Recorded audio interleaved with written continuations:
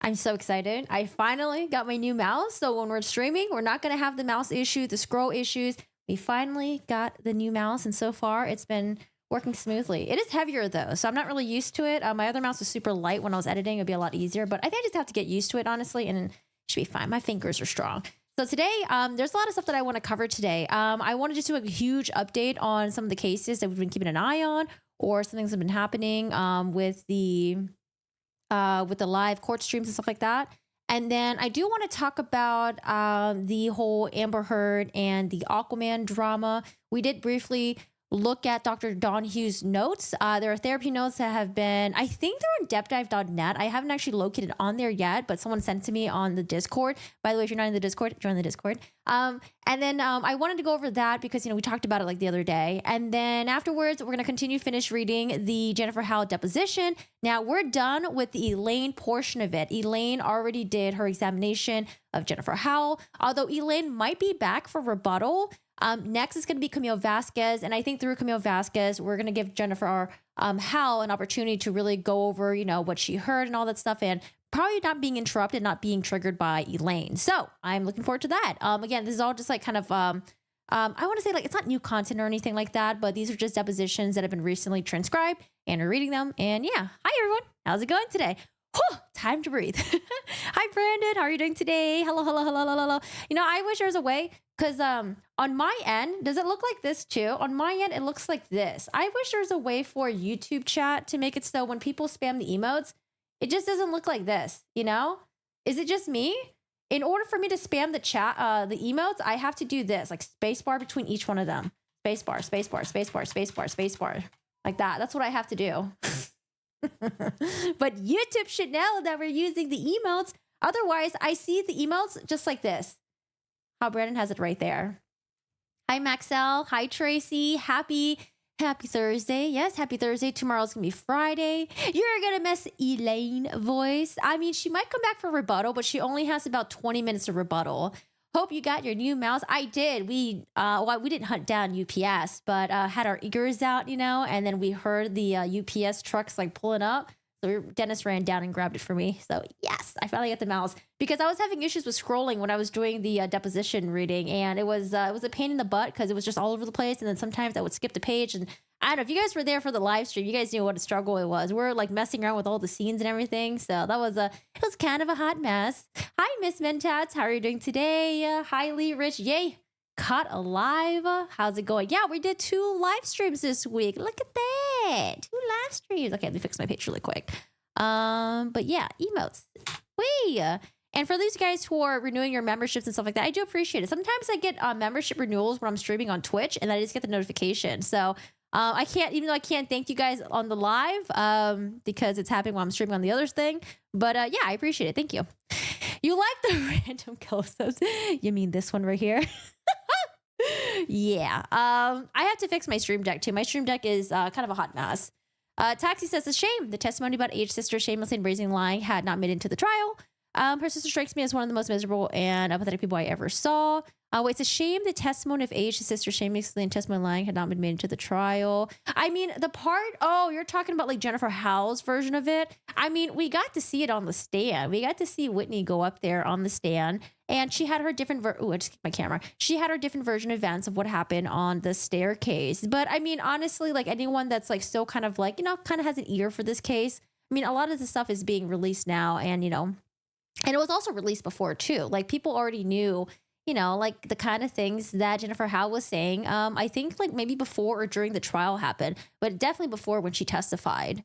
Hi, Molamo. How are you doing today? How's it going? Yeah, I mean, I understand why, it's like hearsay of hearsay and all that stuff. So got to stick to the rules. But I mean, honestly, I think it was okay because I think they did such a good job at proving Johnny Depp's side of the story that like, even though like the Jennifer Howell part would have been like, like even more like extra like oomph, but they didn't really need it anyways. But anyways, there's a lot of updates going on, and I know some of you guys in my stream have been watching the Timothy Ferriter case, which is a really sad case about, it's called the Boy in the Box trial. Essentially, I believe the boy is adopted, and I was trying to look for pictures, so maybe he has like other adopted siblings as well. I'm not quite sure, but there's like 3 kids. For some reason, this one boy was specifically targeted. I think they said that he was having behavior issues, whatever that means. But there was a really weird thing that I was reading about how the contractor came out to do a job for the Ferreters, and the contractor was like, they want me to build an 8 by 8 foot box within a garage. They want to make so this door can only be opened from the outside. They want to have a camera installed in the corner. They want to have a bathroom. They want to have like AC running in here. And that just sounds really fucking shady. And I think at some point the contractor, went to the cops and was like, hey, like, this family hired me to build this weird odd shaped thing. Sorry, not odd shape, but this weird thing in a garage. Because, if I heard someone doing that, you would just think like, okay, like abduction, serial killing, torture. Like, I don't know. That is some weird stuff. But apparently during this, there also been reports of maybe potential like child neglect with the son. So there's a lot of things that was going on. And I haven't really been watching the trial, but I've been watching it. I've been following it loosely and reading articles about it. So they finally got a verdict in, and the verdict is guilty. The man is looking at possibly 40 years for sentencing. And he actually had an option to do a plea bargain where he would only face 24 months of jail time. 24 months? 24 months? That's nothing. But of course, the guy probably thought he can go up there, make his case. Actually, he didn't even end up testifying. The judge asked if he wanted to testify. He was like, no, I'm not testifying. And yeah, guilty verdict. He's facing 40 years. I just want to read a little bit of stuff in here, but yeah, I don't know. So shady. Like, whew, shady. And the thing is, I feel like a lot of times when you hear about cases with children being neglected or abused, stuff like that, I feel like one of the common themes that I hear when it comes to like long-term abuse, it's always like, oh, withholding food or punishing kids for stealing my food, which is really weird. And then when it comes to the, like harming like infants, some of the common themes that I hear are people biting the infant. I don't know what it is in the crazy, but I don't know. I've been reading articles and stuff like that. And I feel like every time when there's an infant involved, it's always like, oh, parents were biting the infant and hurting the kid. It's like, why biting? Like, what are we, like savages? I mean, obviously they are, yes. But I don't know, just kind of weird, like common themes that I've just been noticing. Hi, Tracy. How are you doing today? Jennifer Howell's an upstanding woman. I hope age leaves her alone in the future. Do you guys remember Jennifer Howell posted on her Instagram story about someone breaking to her house or something when nothing was stolen and she felt like it was a threat? Like, I don't know. I've always remembered that. I felt like, was that possible witness intimidation, or was it just an, maybe just an isolated thing that happened, had nothing to do with the case? But I remember there was some posting on her Instagram where she thought that possibly, people were trying to like intimidate her. Germany, hello. What is the temperature there this time of the year? Hi from Ireland. Hello. We are finally getting better temperatures here in LA. We had like 90s, almost like 100-degree weather. It was just so hot, and like, oh my God, could we please get like the 60s, the 70s, maybe mid 80s, but like nothing more than that. Yeah, the starving a child just kills me. Hi, Maha. How are you doing today? Hello. So I wanted to just kind of look at all the different cases that are happening right now, just do an update, and then we'll get into the Dr. Hughes notes with the Amber Heard, the Jason Momoa, Aquaman, all that drama stuff. And then it seems like Elon Musk's father is kind of getting into this as well. But I know we're just going to maybe touch on that. And then we'll get to reading the deposition with, we won't really have the Elaine voice today. It'll be mainly Camille Vasquez and Jennifer Howell. But like I said, there might be some Elaine towards the end because she's going to be doing the rebuttal. Although I'm not quite sure if she does do the rebuttal, though, because I remember when we looked at the deposition transcript, I don't remember seeing Elaine's name. I think she sent another attorney to do the deposition. And so I don't know if we're going to really see Elaine again. So we might not. I don't know. Vegas is beautiful today, finally. Oh, man. TwitchCon is going to be held in Vegas. I was going to say next. Oh, wow. It's already October. TwitchCon is going to be in Vegas next week. So I'm going to be there in Vegas. And I really do hope that the weather is going to be nice and cool. I think for the most part, the weather is going to be okay. I remember going back to Vegas when it was like 110 degrees, 117 degrees. And we woke up early at like 8 a.m. trying to get the dogs out to go to the park. So it's not too hot, but like it was so hot at 8 a.m. It was horrible. Hi, Amy in Boston. How are you doing today? How's it going? There's a thing where Elaine had a rep for being heavy-handed. Ben Chu got a phone mail to that effect. Got a phone? What is a phone mail? Right on, it'd be cooler. Bring a sweater. Okay, I just love cooler weather, so I really do hope so.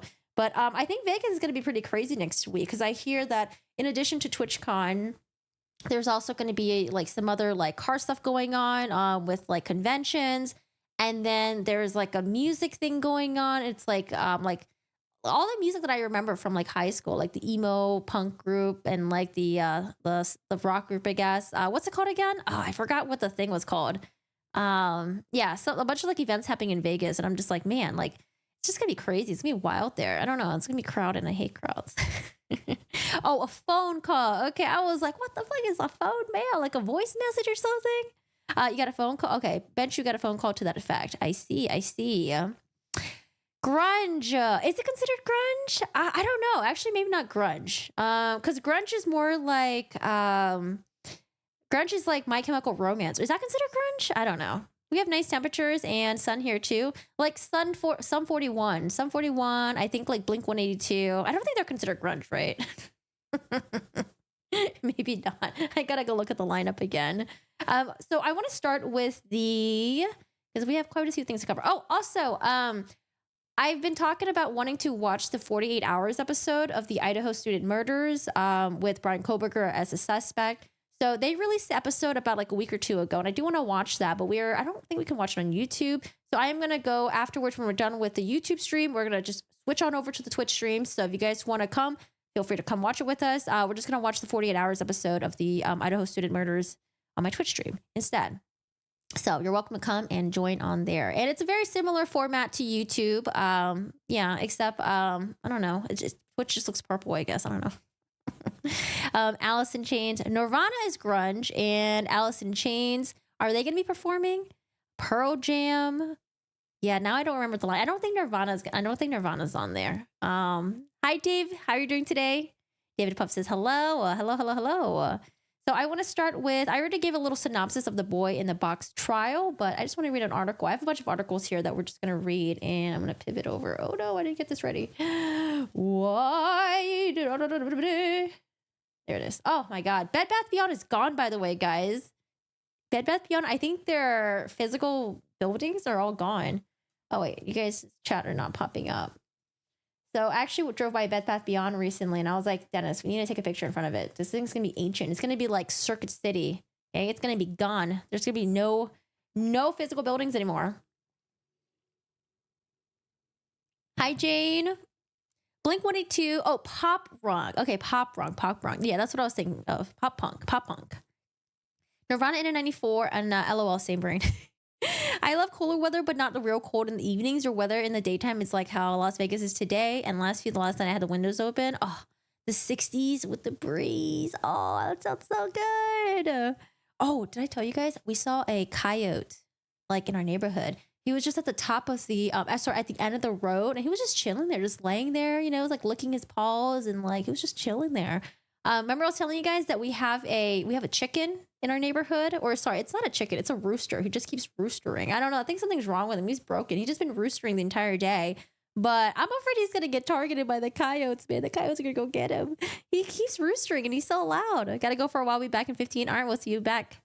But yeah, coyotes, roosters broken. So I just want to read a quick little thing about oh my God, that's a huge Bed Bath Beyond ad. Okay, we got rid of the ad. All right, so we're in West Palm Beach, Florida. A man accused of locking his adopted teenage son in a box in the family garage for hours at a time has been convicted on all counts against him. I apparently heard that I think the son actually testified against him in the trial, and I think even one of the sisters testified too. Just really sad. And apparently one of the saddest things that I heard was that the son said that I don't know, to the effect of like, oh, like my parents made a mistake. It's not their fault. We can move on. And maybe he even blamed himself. I don't know. It was like something like that. It was like really, really, really sad. I don't know. Cause like, I guess the son probably just wants to have, cause people desire to have family. And sometimes, when you're in a really bad situation or if you're being abused by them, sometimes you just kind of like, you just overlook that by, just wanting to have like a relationship with like anyone, family members and sisters and stuff like that. So I don't know. I don't know if that's how it's like for him, but I mean, I could see why, someone who's been neglected like this would all of a sudden turn around and be like, oh, hey, it's not my family's fault. Like, let's bygone be bygones. Like, I don't know. It's just super sad. You heard the coyote pups crying last spring since I had my house back up in the desert. They said it's so cute. Oh, but the mom and dad were prowling for food. It was scary. Oh, yeah. The ones that are near here are wild. You can hear them like, I don't know. I think they're always fighting. It's like they're always like howling, doing their yak yak yak yak, but they're always like fighting and screeching and like I don't know what they're doing up there. They're just like it just seems like they're just fighting each other. The dad coyote was huge too. He was walking down your street. Oh man, we have a lot of stray cats here. So I hope the cats are going to be careful. I feel like for the most part though, the neighborhood in my area is pretty good because we have a lot of dogs in our yard that are very active. I mean, I feel bad for the dogs for being outside, honestly. But they're like yard dogs. But a lot of the dogs in our yards, like the surrounding yards, they bark a lot when there's like people, when there's like animals and stuff like that. So I think it scares away the coyotes for the most part. But yeah, I don't know. I just hope the coyotes, you know, like if they get really hungry, they're gonna stop like hopping fences and like eating like other animals because there's a lot of cats and there's a lot of small dogs in the yards as well. So yeah. They've been eating cats and the wild rabbits have disappeared. See, I'm trying to be friends with the cats so they can hang out in my backyard. But these cats are very wary of people. I was trying to talk to my friend about how to like lure a cat to like, you know, get them to trust you and stuff like that with food and toys. But yeah, they're very like meh of people. So they are hopping fences here. Yeah, I don't know, man. People in my neighborhood, they just leave their dogs outside. So I hope their dogs will be okay. There's one house that literally has like 40 parakeets, like 40 of them. And one day, you know, that little cage that they got is just going to be ripped open and those little birds are going to be eaten. But anyways, sorry. Back to the article. I promise today I will do a lot better at... No, it's going to be hard, actually. It's hard because like I want to interact with the chat. So... West Palm Beach, Florida. A man accused of locking his adopted teen's son in a box in the family garage for hours at a time has been convicted on all counts against him. A Florida jury found Tim Ferreter guilty of child abuse, child neglect, and false imprisonment. He can face more than 40 years in prison when sentenced. So he has already had his trial. His wife, on the other hand, she's not going to have her trial until, is it like next year or something? I don't know why he decided to, maybe they were both tried together and they decided to be tried separately. Okay. It's actually getting to it. Sorry. I'm getting ahead of myself. Ferreter was indicted along with his wife, Tracy Ferreter, in March 2022 on the charges of aggravated child abuse and false imprisonment. Though the child was initially charged together, okay, their cases were severed at Timothy's request. Okay. So he wanted to sever the case. Citing comments his wife made to the police when he was not present. Oh, I wonder what kind of comments she may have made. I wonder if she may have perhaps threw him under the bus. Police in Jupiter, Jupiter's a place in Florida? That's actually kind of cool. Police in Jupiter, Florida began investigating the couple after their son was reported missing on January 28, 2022, so last year. At the time, Tracy told police that a child who was missing had run away from the home on several occasions before. I wonder why. And told officers that her adopted son had several behavioral issues. I wonder if the trial covered what kind of behavior issues that they're claiming. Wait, so she's saying that the child is missing, but really the child was actually locked in the garage this entire time? Or how cold does it get in Vegas in winter? It actually gets pretty cold in Vegas because it's still the desert. I remember going there in December and it was like windy. It was very cold and it was just, it was complete opposite of summertime. I took care of a cat but attacked your dog. What? It used my patio as a toilet. The neighborhood cat was too wild. LOL. Oh, poor doggo. Oh, hi Rain. How are you doing today? Hello. Normally 40s to 50s, but we have a few days here and there in the 30s and sometimes see snow in the valley. Oh yeah, there was actually some snow in Vegas. Was it last year or the year before that?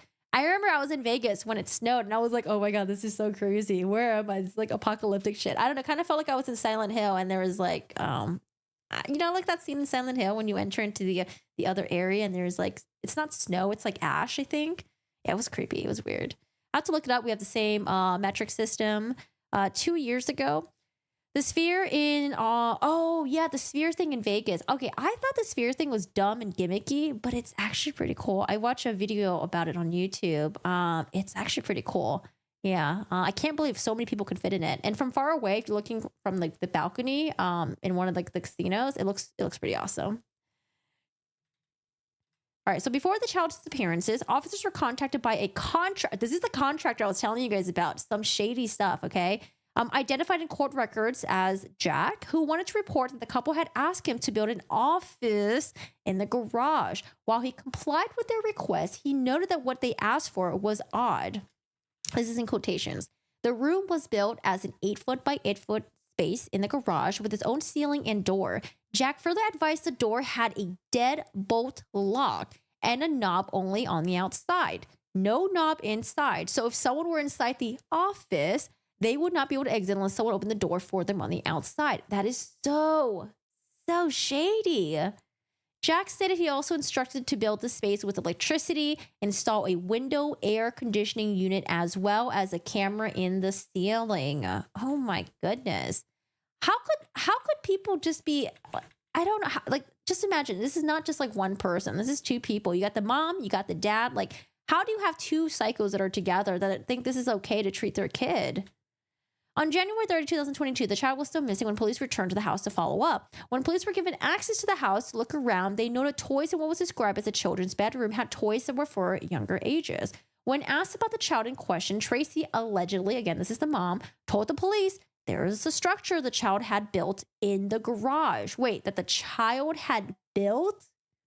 She's saying that the kid had this built?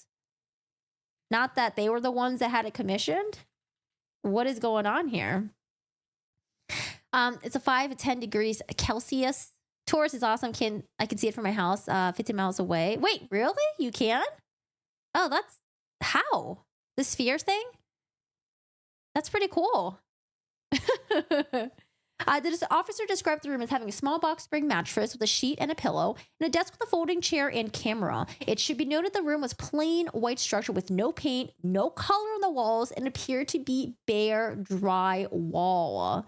The floor was also a bare garage floor with a part of it indoor-outdoor rug covering it. So just literally the bare minimum.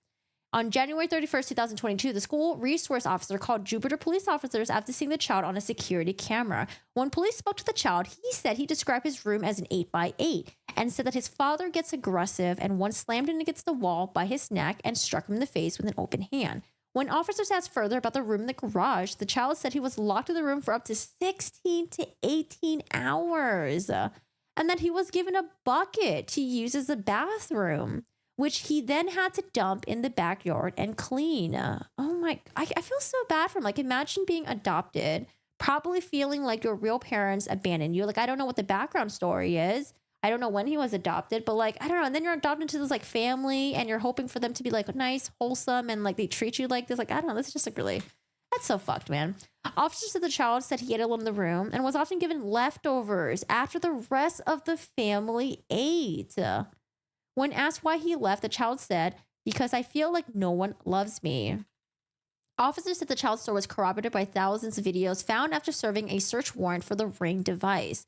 In a motion filed on March 17, 2022, Ferreter, is just the dad, accused police of illegally accessing data from his Google account via his underage children. Oh, because the kids probably had access to like the Ring, maybe like the footages and stuff like that.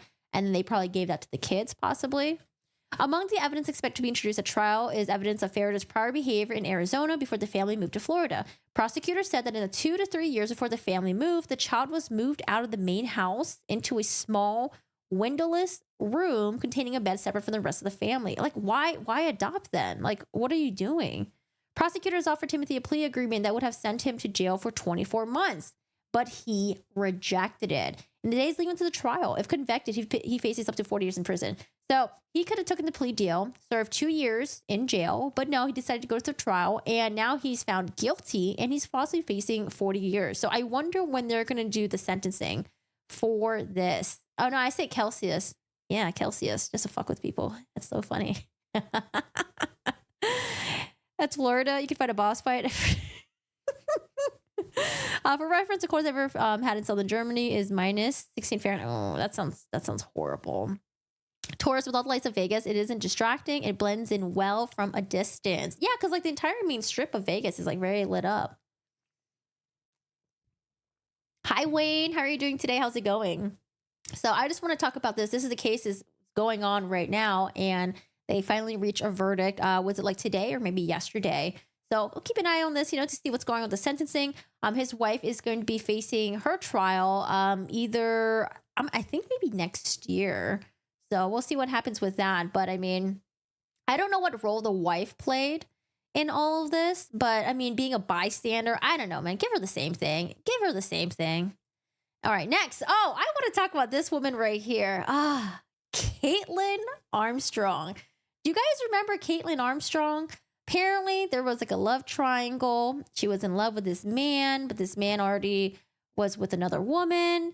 And she is accused of murdering. Actually, there's videos like right here. She's accused of murdering her right here. And she's a pro cyclist. I think maybe this guy is as well. And what she did was she fled the country and went to, what country did she go to? She went to like South America. Allegedly had plastic surgery to change her look a little bit. But police kind of knew how to find her because they were like, you know what? What does Caitlin Armstrong like? What did she like to do when she was in America? She liked yoga. She liked to do yoga stuff. And so I think when they went to go try to find her in this country, they're like, okay, like let's go check out the places that had like yoga studios or something like that. And lo and behold, they found her. I don't know if she was like teaching yoga at the yoga studio or she was like a participant, but she was doing yoga stuff. Okay. And that's how they were able to find her. So she escaped all the way to South America, allegedly plastic surgery, gets caught at the yoga thing. They bring her ass back. And what does she do? She fucking escapes again. Now she this time, it was easier for them to capture her. I think when she went to like South America, she was there for, was it like over a month or so? She was there for a while, for a bit. But, she again escapes custody. And I just want to share this with you because this is a woman who's just trying to get GTFO, man. She does not want to face her prison sentence or trial or any of that. She's just dipping out. Minus 16 Fahrenheit is minus 27 degrees centigrade. I've never heard of centigrade before. What the hell is a centigrade? That's cold. I've been kind of cold when I was living in Ohio in the 70s since like GW, since they haven't had those temperatures. When I lived in Poland 20 years ago, it was, it was around 7 degrees Fahrenheit. With the wind chill factor, this is negative 10. It feels like negative 20, 25. I'm just saying, I'm so glad that I don't live in the East Coast anymore because that feeling of having to wake up early through the cold and scraping your window with the ice scraper, oh God, and having to use the defroster, oh man. Hate it. Celsius. I just like messing with people. It's funny. So this is her right here, Caitlin Armstrong. She went to Costa Rica? Okay, it was Costa Rica. I've never been to Costa Rica before. I hear it's really pretty. A woman awaiting trial on charges she murdered a professional cyclist who had dated her boyfriend briefly. Escaped custody while at a doctor's appointment on Wednesday. How did she? Is there footage? I want to see if there's footages of her escaping. A spokesperson for the Travis County Sheriff's Office told Court TV that Caitlin Armstrong was able to get away from 2 corrections officers while she was at a doctor's appointment in South Austin. There was this footage that I saw of this guy who escaped from jail, and how he did it was he went to like the entrance of the door, and he like climbed up. He like literally climbed up, and then like that's how do I describe this?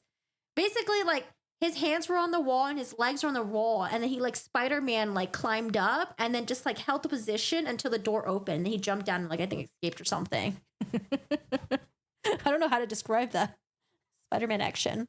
Can I always add more clothing if it's cold? Can't take off enough clothing if it's hot. Well, I don't know. It depends on where you live. Like for me, LA is just like it's just good weather. It's just good weather. Just good. I don't know. I just don't like cold because I feel like. For me, I like to do outdoor things. When I go outside, I'm wearing like 20 layers. It just sucks. It's horrible. But I mean, it depends, like, yeah, would I rather live somewhere that's like a little bit colder versus like living in the damn desert that's like super hot? Yeah, probably. Padded bra weather. Oh, padded bras are so uncomfortable. Ugh, we don't want that padded bra. Centigrade. Centigrade.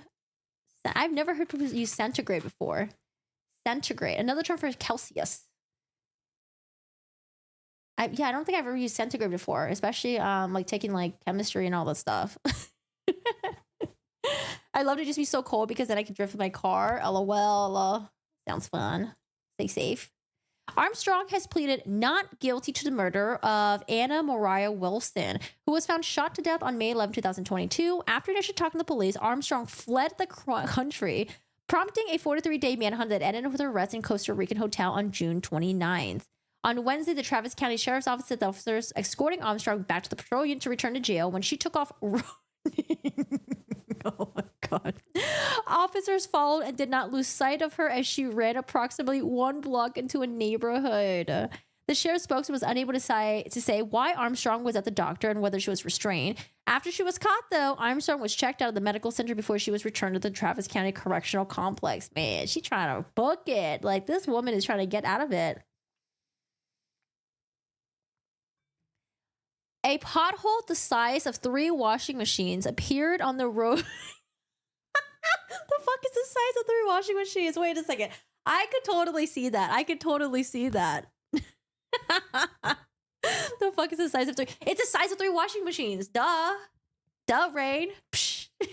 That was a thing in Colorado. They use washing machines as a unit of measurement. I could actually see that, you know? Is that the one that's in front of a tunnel? That sounds so scary.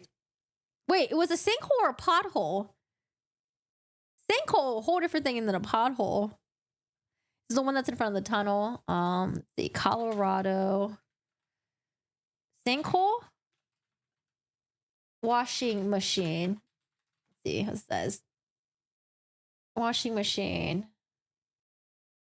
See it. Is it a pothole? It was hilarious and a perfect way to describe American measuring. It was a sinkhole. 3 washing machines on top of each other. Maybe 3 washing machines in a like this right here. Hold on. Let me get my paint out. I got you guys, okay? Y'all don't understand the American. I will Americanize you guys. Okay, so here's a washing machine. So we have one. So we have a pothole. This is the pothole, okay? And then we have washing machine right there, and then washing machine like that. I don't know. Or maybe they meant like this. Okay, this is the hole. Maybe it's like washing machine number 1, washing machine number 2, washing machine number 3. You're welcome. There was an article where someone said that there's a boulder in the middle of the road the size of a small boulder. No way, you're lying. You're lying. No way. No one. Who wrote that? By volume, machines. Washing machines are mostly empty space. Listen, you guys are just looking too much into it, okay? Also, Nacho, I don't believe you.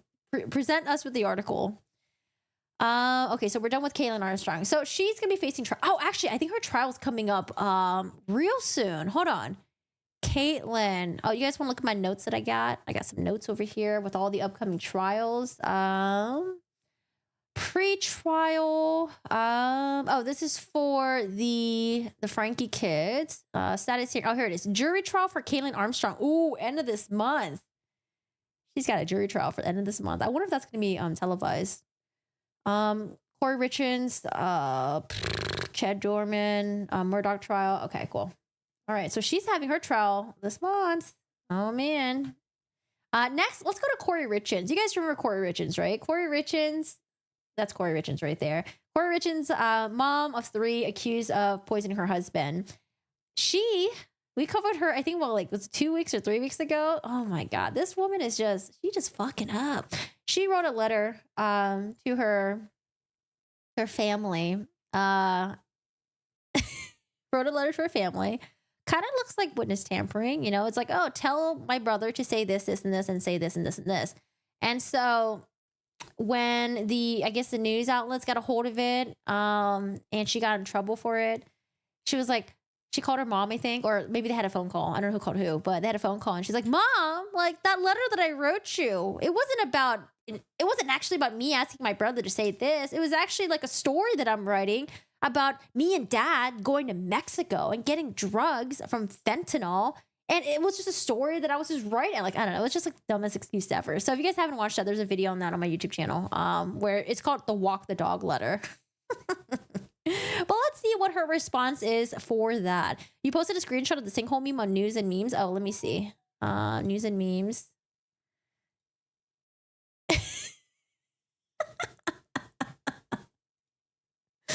A sinkhole roughly the size of 6 to 7 washing machines has closed the northbound lanes of State Line Road near 100th Street in Kansas City, Missouri. Americans will measure with anything but the metric system. True. Why use the metric system when you can use washing machines? Oh, okay. All right. So let's see what Corey Richards has to say about this, about her letter. Now we're going to go to Utah. Utah woman who is charged with murdering her husband in 2022 is claiming that she cannot be given a fair trial, claiming prosecutorial misconduct. Again, let's blame it on other people. Defense attorneys are asking the court to dismiss all charges against Corey Richards, who is facing trial for allegedly killing her husband with a lethal dose of fentanyl. Let's just dismiss all charges. Yep, In the motion filed on Wednesday, Richards' legal team mainly focused on Walk the Dog letter, a 6-page handwritten letter that prosecutors labeled in publicly available court documents as witness tampering. The Summit County Attorney's Office claimed the letter, which for unknown reasons had Walk the Dog written in a large font on top of the front page, included instructions from Richards to her mother, asking her to have Richards' brother give false testimony. Now, we don't know if it's false testimony or not, but the way that she was directing him, it sounds like she was just trying to be like, hey, like, just tell him to say this, okay? Like, he doesn't have to worry about this. It should be easy. It's fine. Like, it'll be easy. Like, just have him say this. So we don't know if she was just trying to refresh in his memory or if she really was just feeding him a false testimony. I mean, we kind of have an inkling about that, right? In the letter, Richards says to instruct her brother to repeat, in quotations mark, Eric told, redacted name, that he got pain pills and fentanyl from Mexico from the workers on the ranch, end quotations. Richards has since claimed the letter was not written to her mother, but rather part of a fictional book that she's writing. Richards' latest motion claims that it was improper for the prosecution to call the letter witness tampering when they have not charged her with such an offense. It claims that this would sway potential jurors such that a fair trial in this case is no longer possible. The motion also claims that the letter was likely obtained in a legal search. The police report used by the prosecutors claimed that Summit County Jail personnel found a letter folded inside the book. I forgot who I watched. I did watch someone covering this, and they did say that, like, you know, when you're hiding stuff in your cell, it could be kind of shady because, like, the reason why they opened this letter, this envelope, could just be because maybe she's hiding some weird paraphernalia in there. They don't know. So, of course, they're going to open it up. Even though it says, you know, my attorney privilege, stuff like that, they probably open it up because, you know, they're not really sure what's in there, you know, just to double check, right? However, the defense counters this was not the case. They say that it was an envelope titled Sky Lazaro, attorney privilege, and has no crease marks. What does crease marks have to do with it? For the reasons, Richards' attorney is asking the judge to dismiss all charges against her. But if the request is denied, the defense requests that the court alternately move the trial venue to Salt Lake County, disqualifying the Summit County's attorney's office from prosecuting the case, disallow the Walk the Dog letter from evidence, and ask the jury to preclude consideration. No, we gotta get this letter in, and ask the jury to preclude consideration to the state's false claim that Miss Richards has engaged in witness tampering. I mean, it kind of pretty much seemed like it. On January 27th, the San Miguel Sheriff's Office sent out a tweet that included the line, large boulder the size of small boulder. maybe it was a typo. It might be a typo. The size of a small boulder is completely blocking east. Maybe it was a typo. You put in the memes? No way. Listen, San Miguel Sheriff was just having a rough morning, okay? It was just having a rough morning. Large boulder the size of small boulders completely blocking.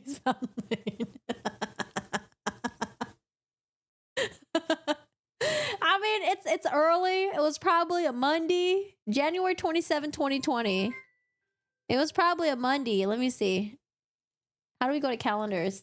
How do you do calendars on here? Monday? January. All right, January 27. Oh, it was a Friday. Okay, Friday, they were ready to party. You know, it was already weekend for them. They're, you know, it was, the cold does things to your brain. Fun fact, cars don't actually have enough volume to transform to 30-foot robots or 8 machines, or 8 washing machines high. Thank you for killing my childhood fantasy. I am like that when you fish in the lake. I swear they are actually all sizes of a shark. That fair, the more you exaggerate the size, it quickly someone to come to help you get rid of it. There's a BMW that transforms and transforms, but I don't think it's a working car. Where's that at? They can look through your. I mean, if it was a BMW that transforms into a transformer, that's gonna be like a little shorty transformer. The transformer is gonna be like a little short one. I don't even consider it a transformer at that point. They can look through your legal paperwork to make sure you're only keeping legal paperwork. Oh, interesting, Charlie. This girl's toast. She was faced prison time for sure, not getting away with it. Yeah, she's just like not very smart, man. I don't know. Like, Jesus.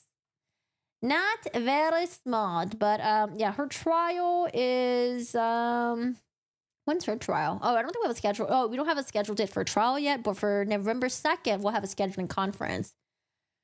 Whew. What a mess. Okay, next. Okay, I tried to find the actual police report on this, but I couldn't find it anywhere. Try to find a copy of it. Accept. Oh, is this not working?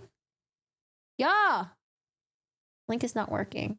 I wanted to talk about this. I don't know, Kevin Franke and his lawyers, they're doing a lot of they're trying to do a lot of like damage control, but I don't know. Kevin Franke, I feel like something be up with Kevin Franke. We'll wait to see what happens, but I thought that was kind of interesting. So apparently the day, I think the day after they found Ruby Franke's kids at Jodi Hildebrand's house, they tried to, it was the same day. They tried to locate the other two kids as well. And so they tried to locate them, but then the two kids were picked up by one of like the members of Connections or something.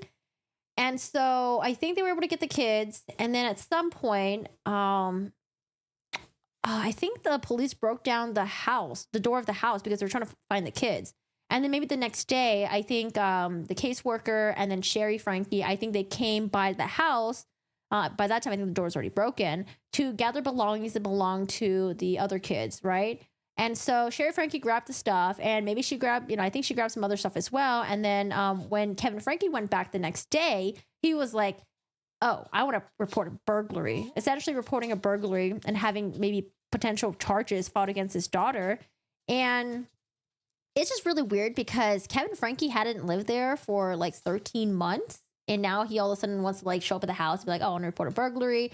She stole my stuff. Because I think maybe Sherry Franke, I'm not really quite sure. Maybe Sherry Franke just came and just grabbed the stuff that she thought might be, relevant to the case. But anyways, at some point she did come back and return it. And then I think because the police didn't want to charge her, he like threatened to sue the police, which is like, while this is going on, while there's potential, where there's allegations of child abuse for, one of the kids, and then Sherry Franke has to deal with this. So, like, now you're here trying to like, potentially charge your daughter for burglary. And I don't know.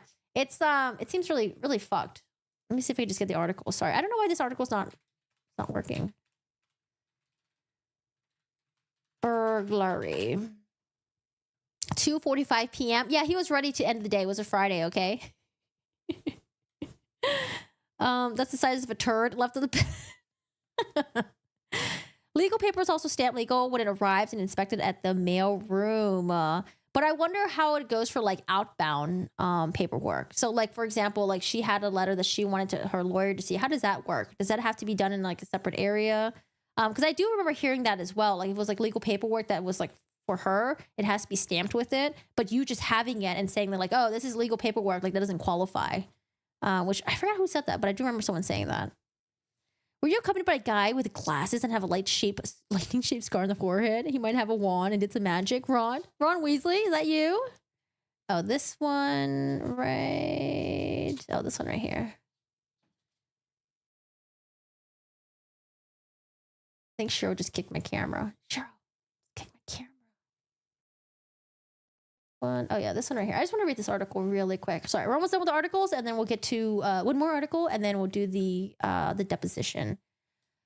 Officers back at Ruby Franke's home after a warrant. A report obtained by 2 News shows Springfield police officers back at Ruby Franke's home on August 31st, the day after they executed a warrant on the property. The eldest daughter, Sherry, had gone home to gather clothing and personal items for her 2 sisters. A DCFS caseworker was also at the home gathering items for the 2 other children who were in state's custody in southern Utah after they were located the previous day in Ivins at Jodi Hildebrand's home. The caseworker informed police they believe Kevin Franke might be at the home and that he may not be cooperative, which is why they requested police assistance. When police arrived, the caseworker, Sherry, and other family members were already in the home, in quotations. All of them were further advised that they should not collect any items that did not belong to them or not needed for the children, the document read. 2 News obtained a third police report from Springfield Police outlining a police call from Kevin Franke, Ruby's husband, reporting a burglary on September 1. Kevin allegedly reported that electronic items, specifically his electronic journals, were missing. He told officers he believes his oldest daughter, Sherry, is responsible to the statements that she made in court today, maybe? The officer told Kevin the front door had been broken in after the search warrant was served days prior and not broken by the oldest daughter. Kevin stated that Sherry is not allowed in the home and that he believes she entered unlawfully and he wants her charged with burglary, read an officer's statement. Kevin states that he does not want any of the children mentioned in the home at this time. I wonder why. I get explained that they needed to get essential items of theirs that were in the home, which he did not seem to think was relevant.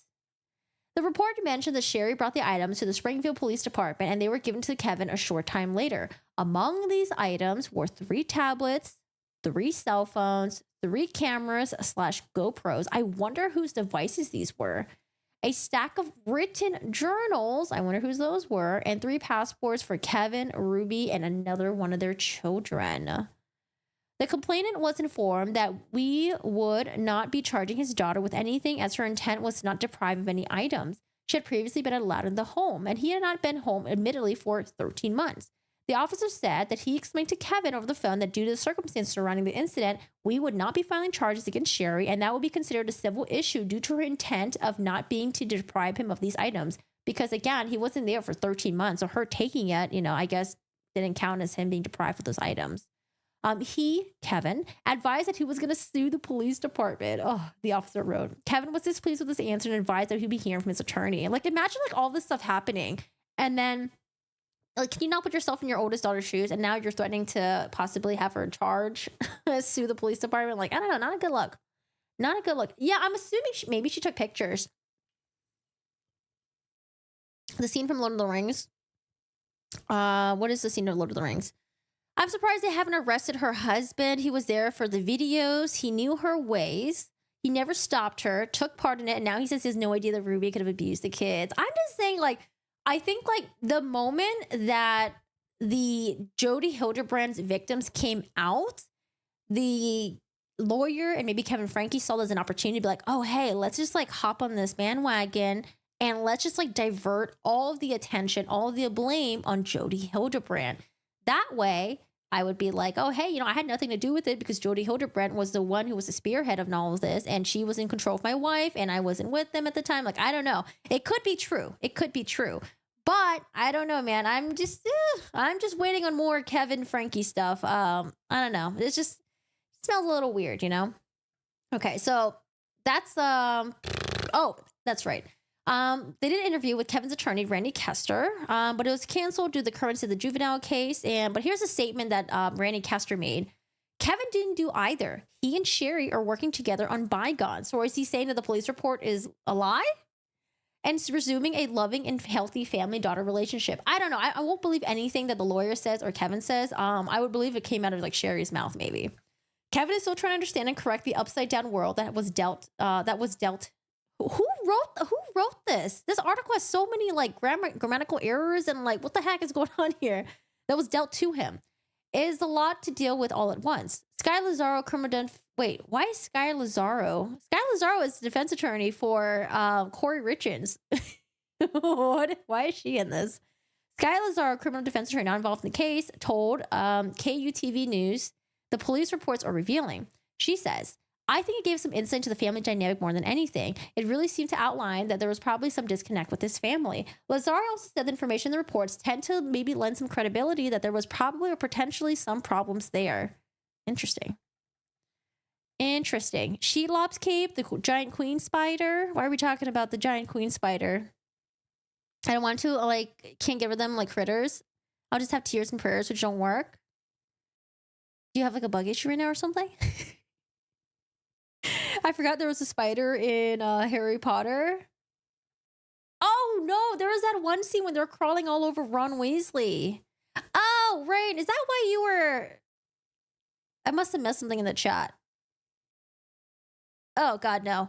Wait, have you guys ever heard of this? It was from Mr. Ballen's story. It was about kids at a camp that were told not to go to the dock. They're like, hey, don't go to the dock. It's dangerous. And of course, the kids all snuck out at night and they went to the dock anyway. So they're all at the dock. They're laying down. All of a sudden, they feel like all these things like crawling onto them. And it was like a nest of like a million spiders. And they're just like all over them. Like, ah! Like, I like spiders, but anything in like I don't know, man. If you have like hundreds of like things like crawling all over you, oh my God. Ugh. That's so traumatizing. Anyways, ugh. Gross. All right, I'm going to hop over to this part really quick. So if you guys remember, Alabama woman, Carly Russell, she's like in her, I think, early 20s or something like that. Now, she lied about being abducted. She was gone for about, I don't know, it was like 2 days or something. And then she came back and she was like, hey, I'm fine. I'm good. People were like, Carly, what happened to you? And I feel so bad for her parents because her parents did like a live interview. Mom stood there defending her. Dad kind of sat there quietly because I think the dad might have known what's up, or maybe he just didn't want to say anything because it's traumatizing. But I just felt so bad for the mom because she went up there, essentially vouching for her daughter and stuff like that. And later on, she finally admits, the daughter, she admits that, excuse me, I actually lied about the whole thing. I was never abducted. Yeah, that whole thing about like, seeing like a child in the middle of the road and then me being abducted by like two people. Yeah, that never happened. I don't know, I just feel so bad for the mom. Like, how could you let your mom go on an interview on TV and let her go up there to defend you? And then now you're gonna lie about it. Like, oh my goodness. And now I'm sure the family has to be here to support her and all that. But what a mess. What a huge mess. So there was a verdict already for her, a judgment for her, and she got a guilty judgment. Now, she's possibly facing, like, I think, what was it, like 1 year of jail time? And they're going to appeal it because obviously she doesn't want to serve any jail time. An Alabama woman accused of falsely telling police she was abducted after stopping to check on a toddler wandering along the highway is appealing her municipal court conviction in order to avoid a year-long jail sentence sought by prosecutors. A municipal judge on Wednesday. Oh, yeah, I remember when she went in to do her mugshot, people were so pissed that she was smiling in it. I mean, she probably knew that everyone was going to be watching. She probably just wanted to look good in it. But yeah, smiling in it, not a good look, right? A municipal judge on Wednesday found Carly Russell. Oh, she's 26. Okay, never mind. That's kind of old. I thought she was like 21, 22. Like, yeah, you're kind of in your like fuck up my life stage. 26. Oof. It's like, you're kind of old enough to know better at that point. Guilty of misdemeanor charges of falsely reporting to law enforcement and falsely reporting on the incident. The guilty judgment came after Russell's attorney agreed to stipulate and appeal the case, a legal maneuver to move the case to circuit court where proceedings will start anew. Russell's summer disappearance and her story of being abducted after stopping her car to check on a child captivated the nation before police called it a hoax. Flanked by her family and attorneys, Russell made her first court appearance Wednesday amid a heavy media presence. News outlet responded. Defense attorney Richard Jaffe, I think that's how you pronounce it, said in a telephone interview they do not think jail time is appropriate. He said they agreed to an arrangement called stipulate and appeal. It is a court agreement in which the defendant acknowledges evidence against them, a guilty decision is entered, and the case is appealed to the circuit court. We've requested a jury trial. Oh, I don't know, they're going to do better with a jury trial. That gives us an opportunity between now and then to explore all of our options and try to work something out with the prosecution that does not involve jail time, but does involve a fair restitution amount. Jury trial? Like, how much? You're going to waste other people's time into this? Oh, my goodness. News outlet reported that prosecutors are seeking a year of jail time. Russell's attorney said they don't think she should serve jail time for the misdemeanor offense. We don't think jail time for a first offender with a Class A demeanor is reasonable because that just doesn't happen. Jaffe says he understands the state prosecutors want jail time as a deterrent to potential future hoaxes, but he added that a conviction, restitution, and the publicity surrounding the case will also have a deterrent effect. Russell disappeared on July 13 after calling 911 to report a toddler besides a stretch of interstate. She returned home 2 days after, told police that she's been abducted and forced into a vehicle. Police became quickly casting doubts on Russell's story. Her attorney had issued a statement through the police acknowledging there had been no kidnapping and that she never saw a toddler. Russell, in the statement, apologized to law enforcement and the volunteer searchers who had been looking for her. We ask for your prayers for Carly as she addresses her issues and attempts to move forward and understands that she makes a mistake in this matter. Carly again asked for your forgiveness and prayers, Emery Anthony said in the July statement. Hoover Police Chief Nick Derzies previously said he was frustrated that Russell had only been charged with 2 misdemeanors, despite the panic and disruption she caused. But he said the law did not allow for enhanced charges. Oh, Sherry Papini. Sherry Papini in California was sentenced to 18 months in prison for lying to federal agents and staging her 2016 fake abduction, which led to a 3-week multi-state search. Where was Sherry Papini again? Was she like hiding out with her? I know she was married at the time, but she was hiding out with her boyfriend or something, right? Oh my God. The kids were abused the day before Jody showed up. The videos are proof, and he was there for the videos. Doesn't look like he had much authority in that house. I know, that's what I was thinking, Daniela. Her parents are just gonna have to pay for it. Oh, the reviews. Oh yeah, I saw that. She was with her. Oh, was it with her ex? Wait, she went back to her ex, and her ex became her current boyfriend. She'll probably get out early in 1 year for good behavior or something like that.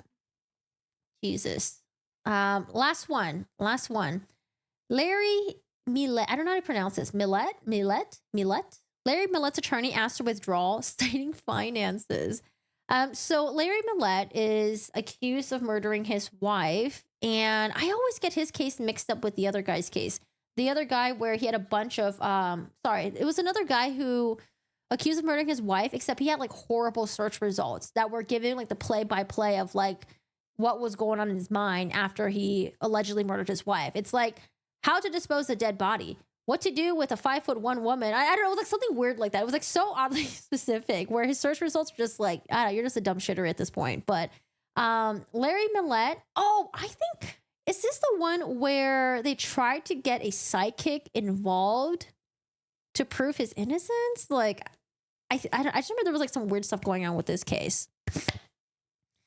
This is not the red flag, then I don't know. I'll check it out. All right, so we're in California, San Diego. The family of Maya Millet will have to wait even longer. Oh, I feel bad for the family. For the husband to stand trial on murder charges in connection with her disappearance. A judge granted Larry Millet's request for a new defense attorney on Tuesday afternoon. His original attorney, Bonita Martinez, wanted off the case. She complained Larry wasn't paying her. Kobe Ryan and Leanne Sabatani with San Diego's Virtus Law Group are now representing Millet now. They declined to talk to the media Tuesday. Wait, so then how is he like, was he not paying her because he couldn't afford it? That's what I thought initially. Or maybe he was like, you know what, you suck, I'm not paying you anymore. I wonder what happened with that. The high profile case was supposed to go to trial in January. Oh my God, that would have been 2 months. Dude, if I was a family, I would be so upset because now it's been pushed back to August 26th. The case has already been pushed back numerous times. Maya Millet's family said it's yet another devastating setback. Like, I feel so bad for the family. Our family has been in the nightmare for almost 3 years, so it's really heartbreaking. Maya's sister, Marie-Chris Drualet, I don't know how to pronounce that. Maya has not been seen since January 7, 2021. I think they even have kids together too, right? Do they have kids together?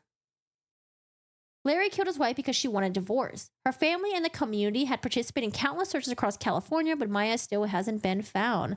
Larry has pleaded not guilty, and during the preliminary hearing, Larry's previous defense attorney told the court Maya was having an affair and took off on her own. Her family says she would have never left her 3 young children. Oh my God, where are the kids now? District attorney says there's no evidence that Maya is alive. Her family has not given up hope of finding her body. Oh my God, I feel so bad for the family. You're getting Boone vibes? The Boone? Larry was military, it took forever to charge him, and Maya was missing for like over a year. His first attorney and lady was like horrible. Oh, poor kids. Not very Mormon of him. As a Mormon man, he's supposed to be in charge. I guess that's why he got replaced by Jody, the good Mormon therapist. Yeah, they have like 2 to 3 kids. Damn, that's so sad. 3 young kids too. So I'm thinking like, I don't know, like 7, 9, younger like that. Oh, yeah. Like, how do you not care about your kids? Oh man, did he ever go on TV? When I hear about cases like this, I always wonder if they ever did like a TV interview thing. Because usually they do, right? They're like, oh my God, like, please help me find my wife. Like the public, begging people for any clues, any evidence, maybe even put up like a fake, like, oh, anyone that can like find Maya, we'll pay you like $10,000, like stuff like that. Like, I don't know. Those are always very interesting to look at. Like, remember Chris Watts? Oh my God, Chris Watts. What an actor. What an actor. They think that she was murdered at home while the kids were there. Are the kids too young, or how old are Maya? Let's kid. 13, 12, and 6. Man, that's crazy. Can you imagine being Maya's family members trying to fight for custody for her kids because you think the husband murdered her, but now you're fighting against the husband's family members for custody? Like, I don't know, man. That's just so much to handle. That's just crazy. One, not only is Maya missing, now you have to worry about these 3 kids, and potentially you wouldn't want them to be with the alleged father's family members. He was 3 when mom was missing. Oh my gosh. So like 3, 3, 9, and 10. Jesus. Oh yeah, Alex Murdoch, reward of $100K for info, but it had an expiration date. Alex Murdoch, also another, I don't know, man, another moron. Like, oh my goodness, Alex Murdoch. He's a funny guy. He's a funny one. That's putting it very, very, very lightly. What do you think of the new allegation of his girlfriend being a part of it? Chris Watts' girlfriend? I haven't followed the Chris Watts stuff in so long, but I don't know. I think when I was watching all the docs and all that stuff, it seemed like it was mostly just like Chris Watts doing, and the woman just wanted to be with him. I don't know. Unless they have proof or evidence, maybe text message where they're both talking about like getting rid of the wife, getting rid of the kids, explicitly. But yeah, other than that, I haven't really heard much about it, gamer girl. Yeah, Alex Murdoch. What a funny one. Funny. All right, so I want to pivot over to away from the true crime stuff. We're going to talk about the Dr. Don Hughes notes and, oh God, large boulder the size of a small boulder. Oh. Oh man, it's been a rough morning for those people, rough morning. All right, so I'm going to open the Dr. Don Hughes notes really quick and do a little recap of it.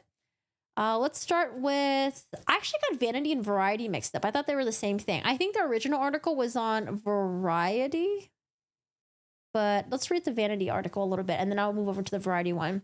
So we got this article here. So the reason why the Dr. Don Hughes thing has been circulating the news is because people got a hold of the Dr. Don Hughes written notes, and I wonder if I could dig around. I wonder if there's other notes and how many pages are the notes, because I want to see what else was written. I'm nosy like that. But people got a hold of it, and it had some notes about Amber Heard and about things that were going on with the Warner Brothers set. Now we don't know if it's true. It could again just be lies, even though it's her in a private session with Dr. Don Hughes. It could be lies. This might not even be true at all. She could just be bullshitting, right? Speaking to the author Walter Isaacson for his recently released Elon Musk biography, Amber Heard had this to say about her ex-boyfriend. Elon loves fire, and sometimes it burns him. Sounds so cheesy. According to a new report from Variety, the SpaceX and Tesla founder was willing to wield that fiery energy when it came to salvaging Heard's role in the forthcoming Aquaman sequel. The trade reports that the actor's therapy notes say that co-star Jason Momoa wanted her fired from her role as Aquaman's love interest, Mira, and that director James Wan antagonized her because of her legal battle with Depp. The outlet cited unearthed notes from Heard's therapist, Don Hughes, which were used in Heard and ex-husband Johnny Depp's defamation trial. Variety reports that sources say Heard was nearly fired due to the lack of chemistry with Momoa. I thought at some point that I could have sworn the AH team were saying that that she was cool with James Wan and Jason Momoa. Am I just remembering incorrectly? Jesus, I don't remember. But Heard's role was ultimately saved by Musk, according to Variety, who had one of his lawyers sent a scorched earth letter to Warner Brothers threatening to burn the house down if the actor wasn't re-enlisted for the sequel. Representatives for Heard, Momoa, Musk, and Wan did not provide comment to Variety. Vanity Fair's reached out for additional comment to Warner Brothers/DC. Heard, who declined to comment to Variety, through a source close to her, confirmed the notes reflect her therapy session on December 27, 2021. So that's just a couple months before the trial. Previously testified about her reduced role during the defamation trial.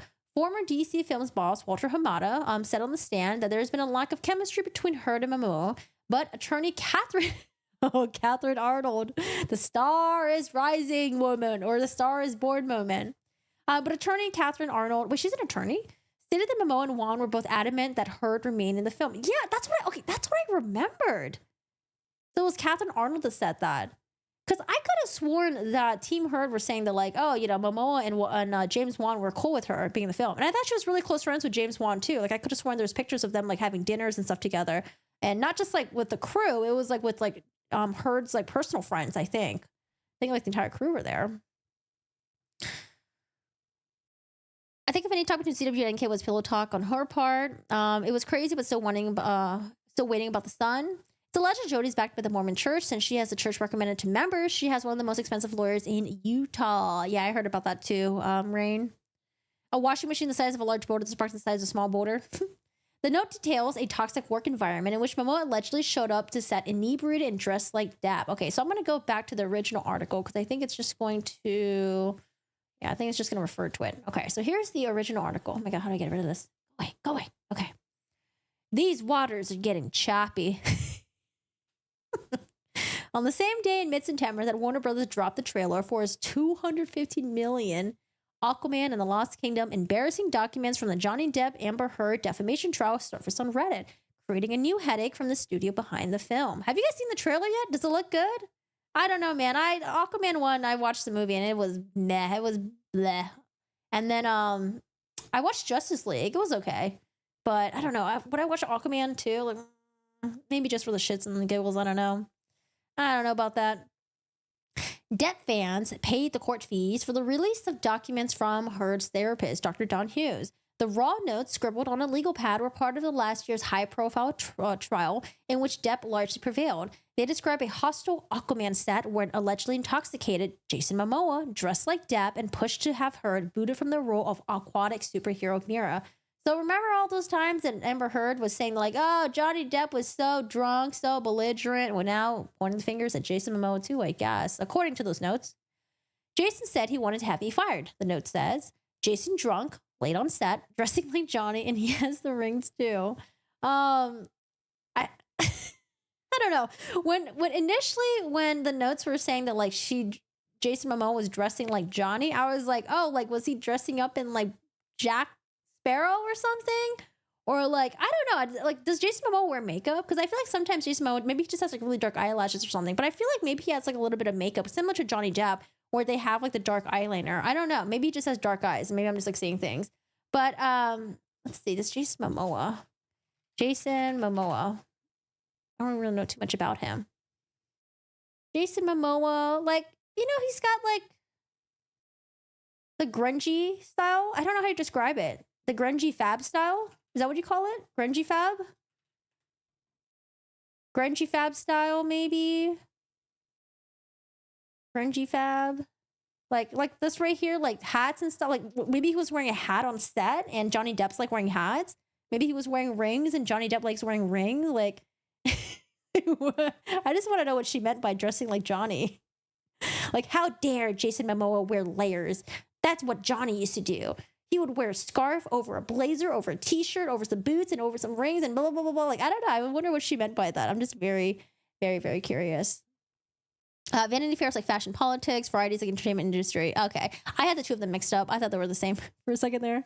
Just prove that Amber, if she lied to her therapist about Momoa in the work environment, she possibly lied about the abuse. DC Universe getting rebooted anyways. This film is coming too late. For me, there's no point to see it anymore.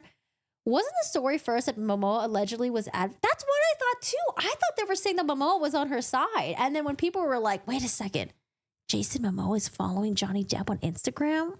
The plot thickens. Like, I don't know. That's what I thought too. I thought initially it was like all these people were on her side. And then now after this has been over, it's like, oh, Jason Momoa was against me the entire time. Oh, James Wan wanted me to have me fired. And I don't know. I thought like, I could have sworn they were all like advocates for her or something. But, oh my God. Did my mouse get dirty?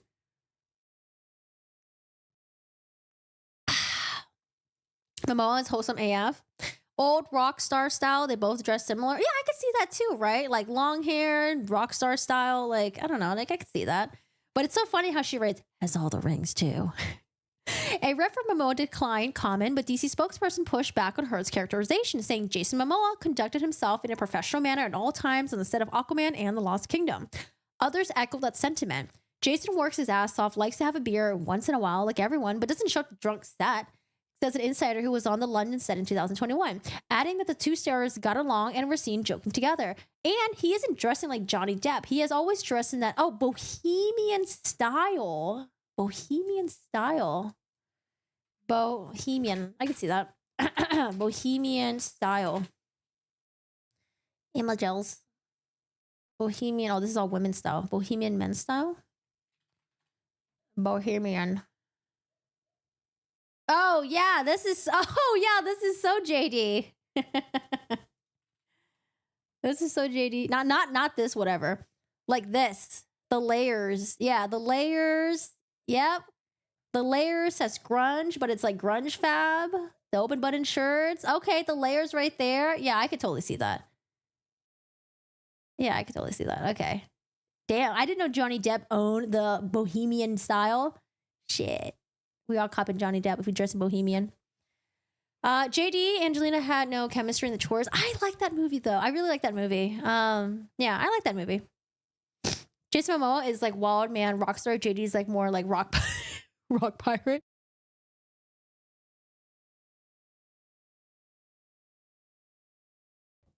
At least keep the lies straight. I don't know, because like sometimes there are people like me that forget the lies. Right? I'm like, wait, did this happen? Maybe I was wrong. Because like I was thinking like, I could have sworn they had a good relationship, but then maybe I was wrong. But you guys were like, no, like I'm pretty sure that happened too. All right, so Johnny Depp owns Bohemian style. Her declined comment, but a source close to the actress confirmed that notes refer to Aquaman 2 set and reflect the session from December. I want to know who this source is. Who's this source that's close to Amber Heard? Or it's just her herself? It's from a therapy session notes from December 27, 2021. Another source close to the actress says that her lawyer fought the release of the therapy notes, which had been subpoenaed by Depp's attorney during discovery. Momoa was the only Aquaman principal to land in the crosshairs. Therapy sessions also painted a picture of Heard feeling unsupported by the film's director, James Wan, and treated like a pariah because of a high-profile legal battle with her ex-husband.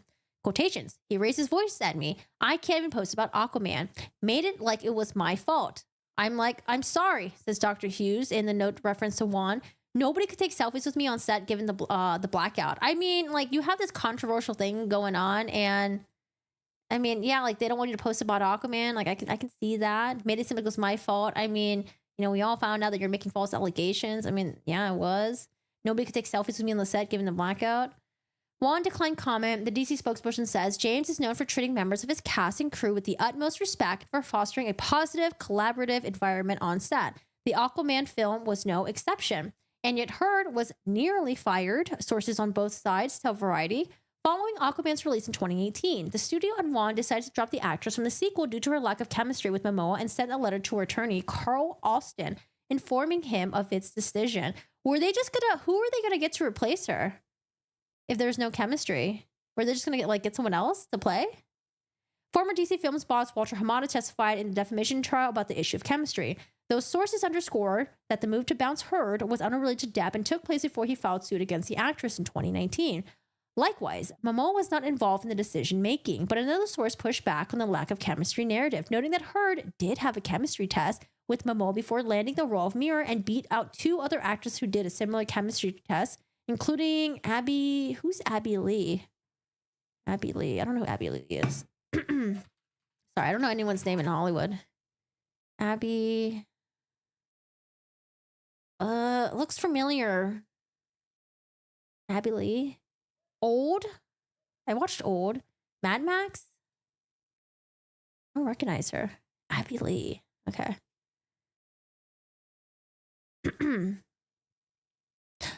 Ultimately, the studio never pulled the trigger on firing Heard because her former boyfriend, Elon Musk, had one of the litigators send a scorched earth letter to Warner Brothers threatening to burn the house down if the actress wasn't brought back for a sequel, says a source familiar with the behind-the-scenes battle. Who is this source? I want to know who this source is. Warner Brothers caved to move forward with Heard. Musk did not respond to requests for request for comment. Jay-Z stylist has always been with him for the years. Age was dressed by her too when they were together. Yeah, Savannah Miller, right? My favorite age fashion moment is wearing the green dress and looking like a lettuce. What green dress are you talking about? They replaced the actor of Dumbledore and no one noticed. Yeah, I didn't notice. Did I notice? I don't know. I was a kid back then, okay? Who was paying attention to Dumbledore back then? You know who dressed like JD? Amber did during the trial. The drama is being rehashed at a time when DC Entertainment toppers James Gunn and Peter Safran are poised to close the book on the previous regime's superhero slate with December 20th release of Aquaman and the Lost Kingdom. I feel so bad for Jason Momoa, man.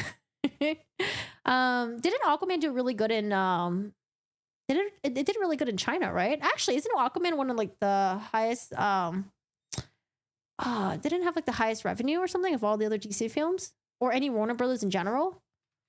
Aquaman.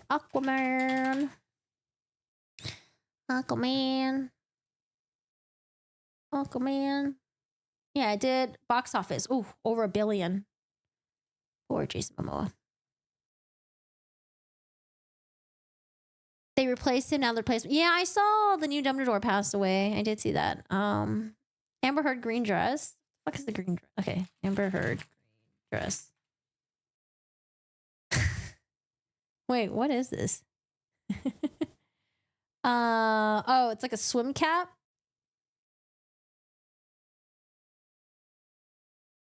Except it's interesting.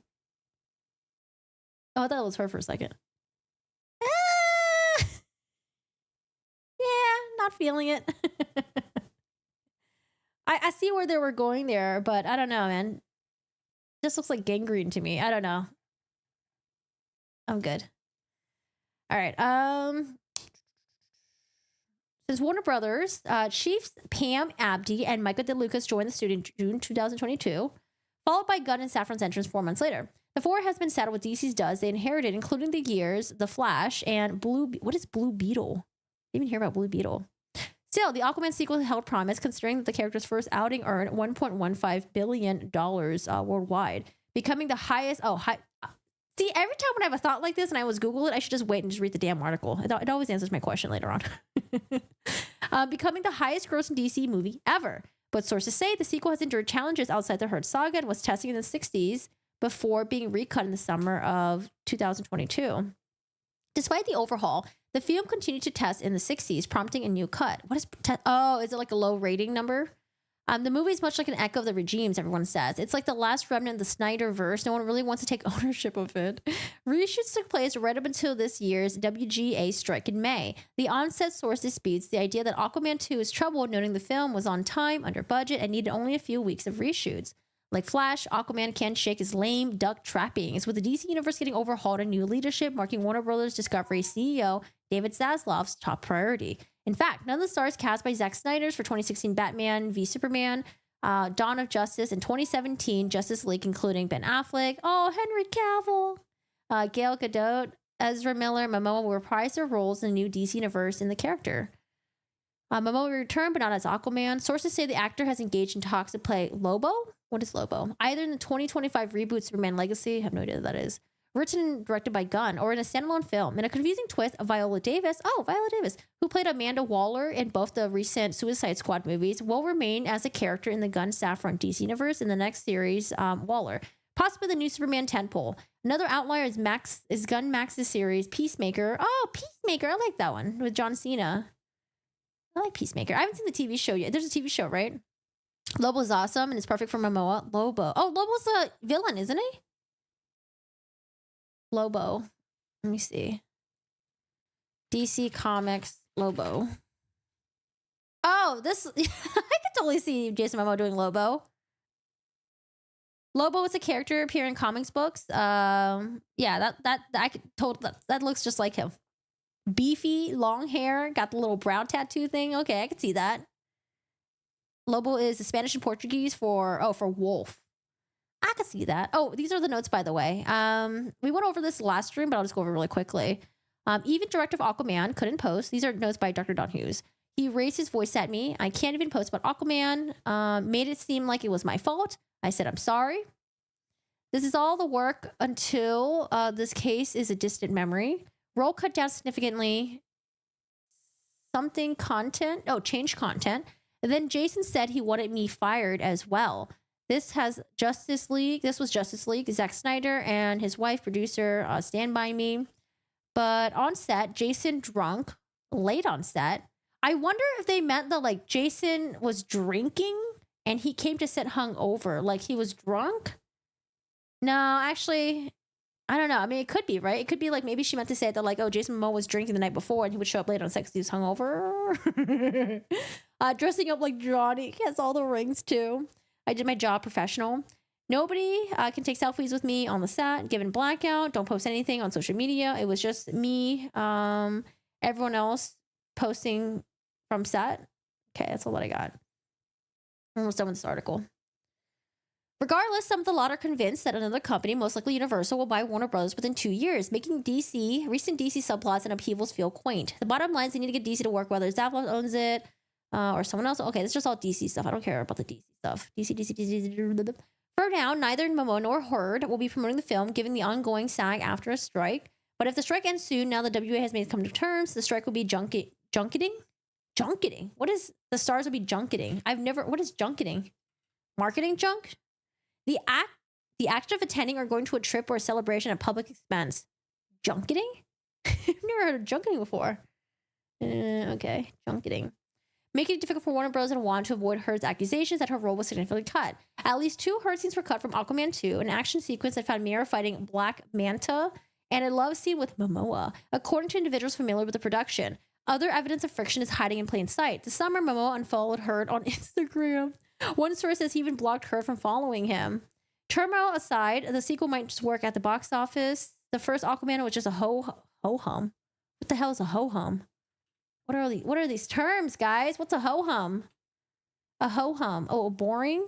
Ho-hum. I never heard of ho-hum before. Was also a ho-hum in early testing and found its footing in post-production. Studio Search says Aquaman 2 is following a similar trajectory. I mean, just release it on streaming service.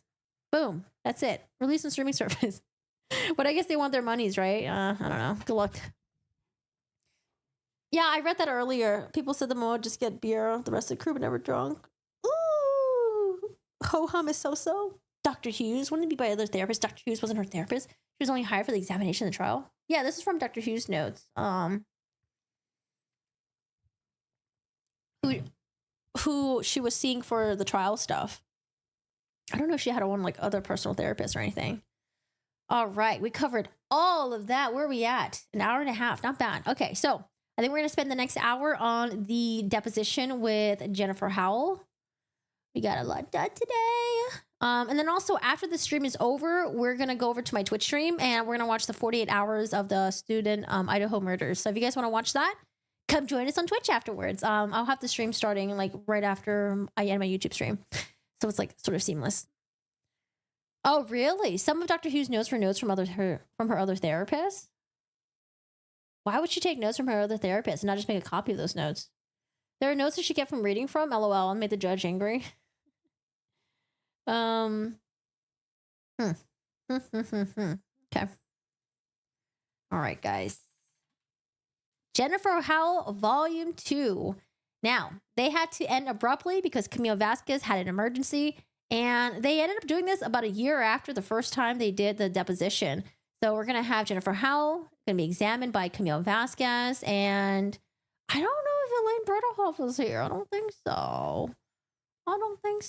But now we get to get aside from Jennifer Howell, and it'll be less antagonistic, you know. We won't have Elaine making her comments, and yeah, Jennifer Howell probably won't be as triggered. We have, let's see, Pintado. Clarissa Pintado for the defendant, Amber Laura Heard. Okay. It's actually harder to do the Camille Vasquez voice than it is to do the Jennifer Howell voice. But Camille Vasquez is more like chipper. Okay, so we have Camille Vasquez for Johnny Depp. We have Clarissa Pintado for Amber Laura Heard. And then we have Richard Spear for Jennifer Howell. And this one is a lot shorter. So that's good. Probably because it doesn't make sense for her to talk about this to Dr. Hughes, since it looks more like real-time notes from Dr. Hughes wasn't present. Gotcha.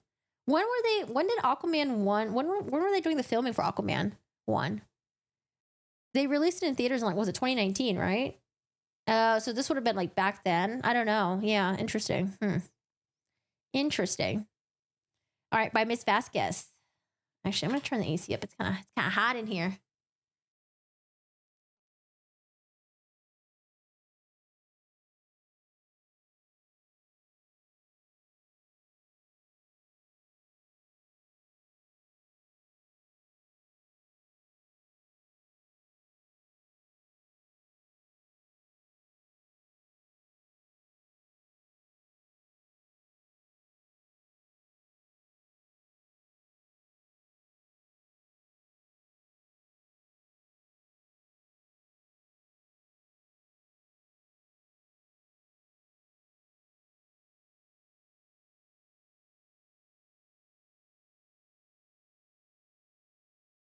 Oh.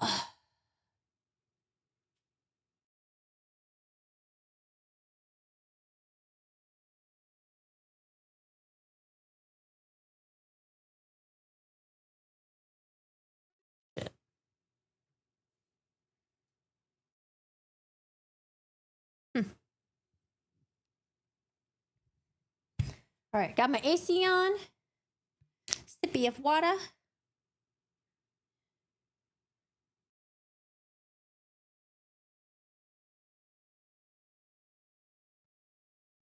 Wasn't the notes from 2021? Yeah, it says sources close to Amber Heard said that these are from therapy sessions from, like, was it December 2021? So it could just be that she's in a therapy session with Dr. Don Hughes and she's just recapping like things that have been happening in her life in the past couple of years. That's what I was thinking initially.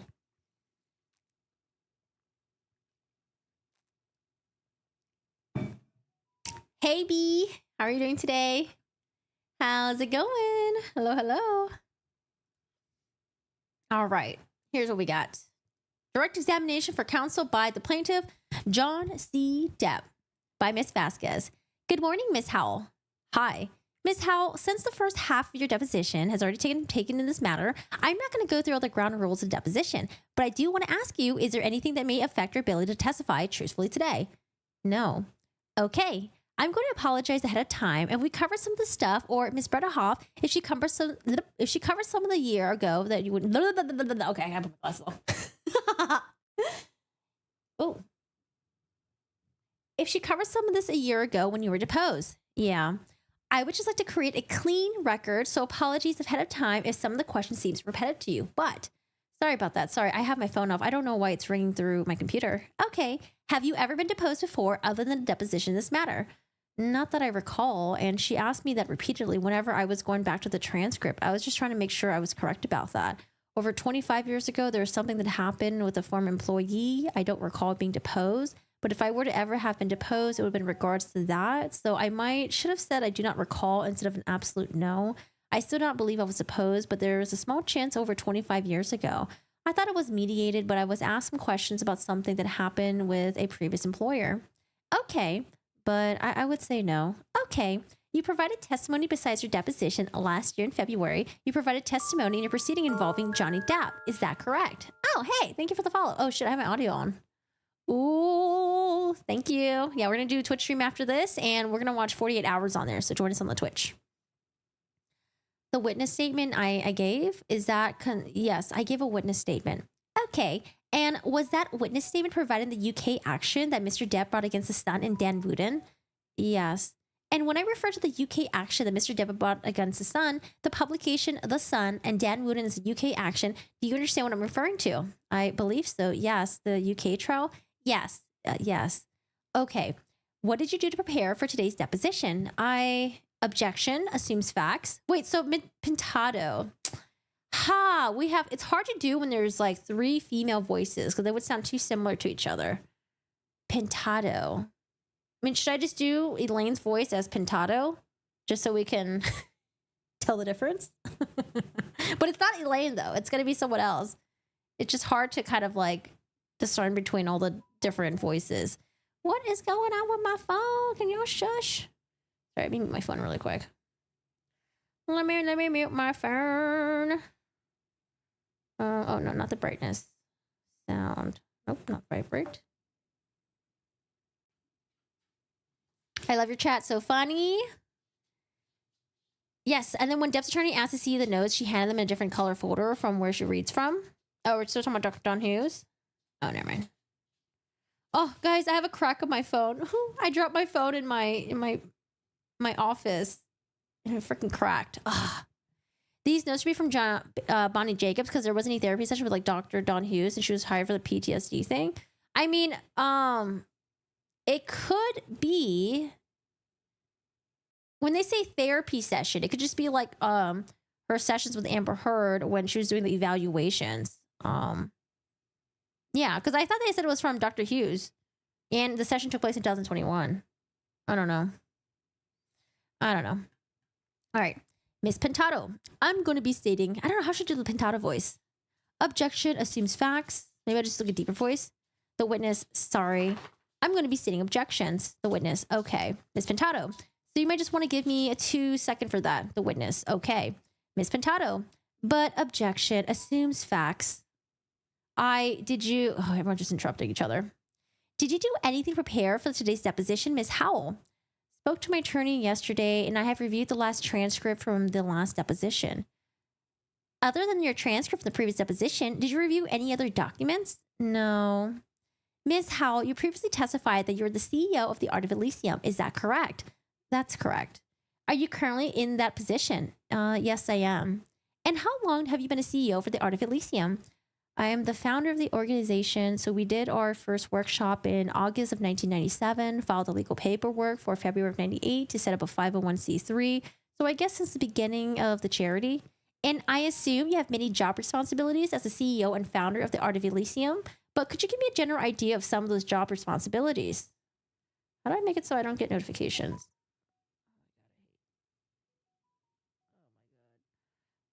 Mute. Mute.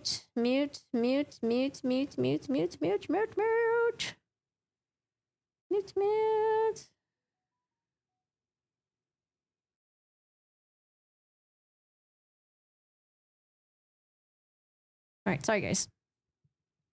And I assume you have the job responsibilities as a CEO and founder of the Art of Elysium, but could you give me a general idea of some of those job responsibilities?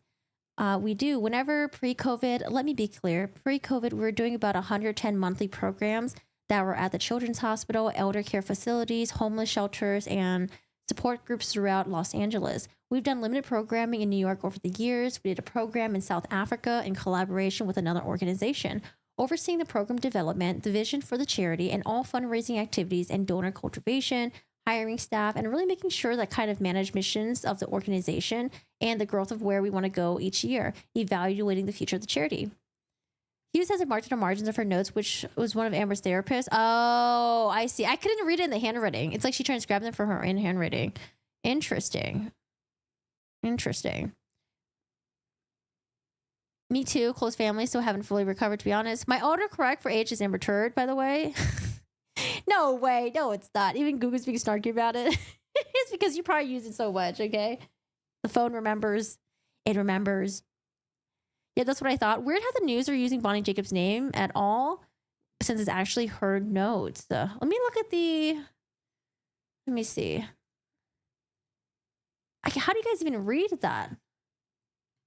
It's so hard to see it. What? What does it say? What something?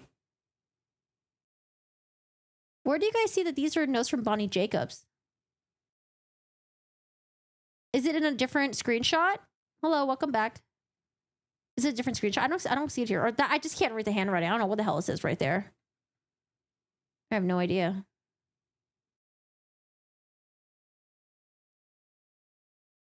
I don't know how you guys can read that.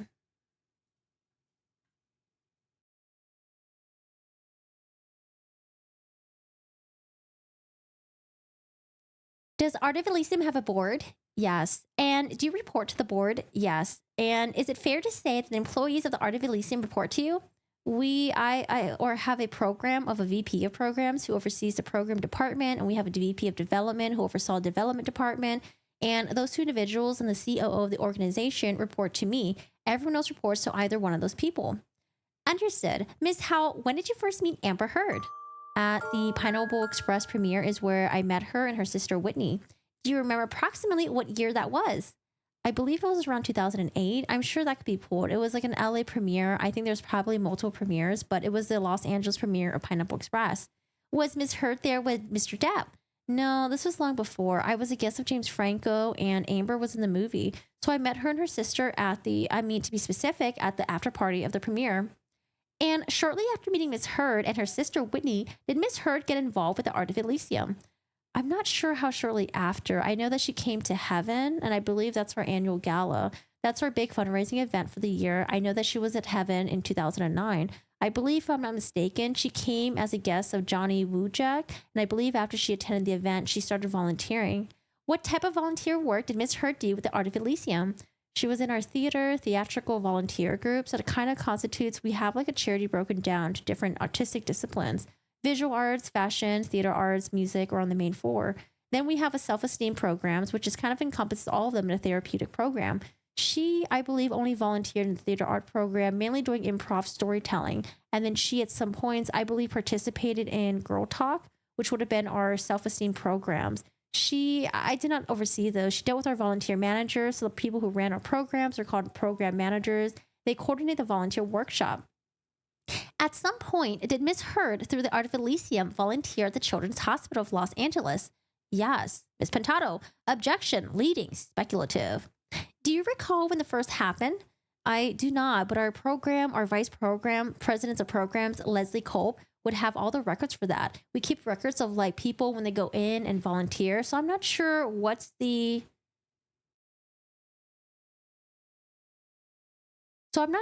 point was when she went into children's. I know she volunteered at Children's Hospital, Los Angeles, and I believe Kaiser were the main facilities she volunteered at.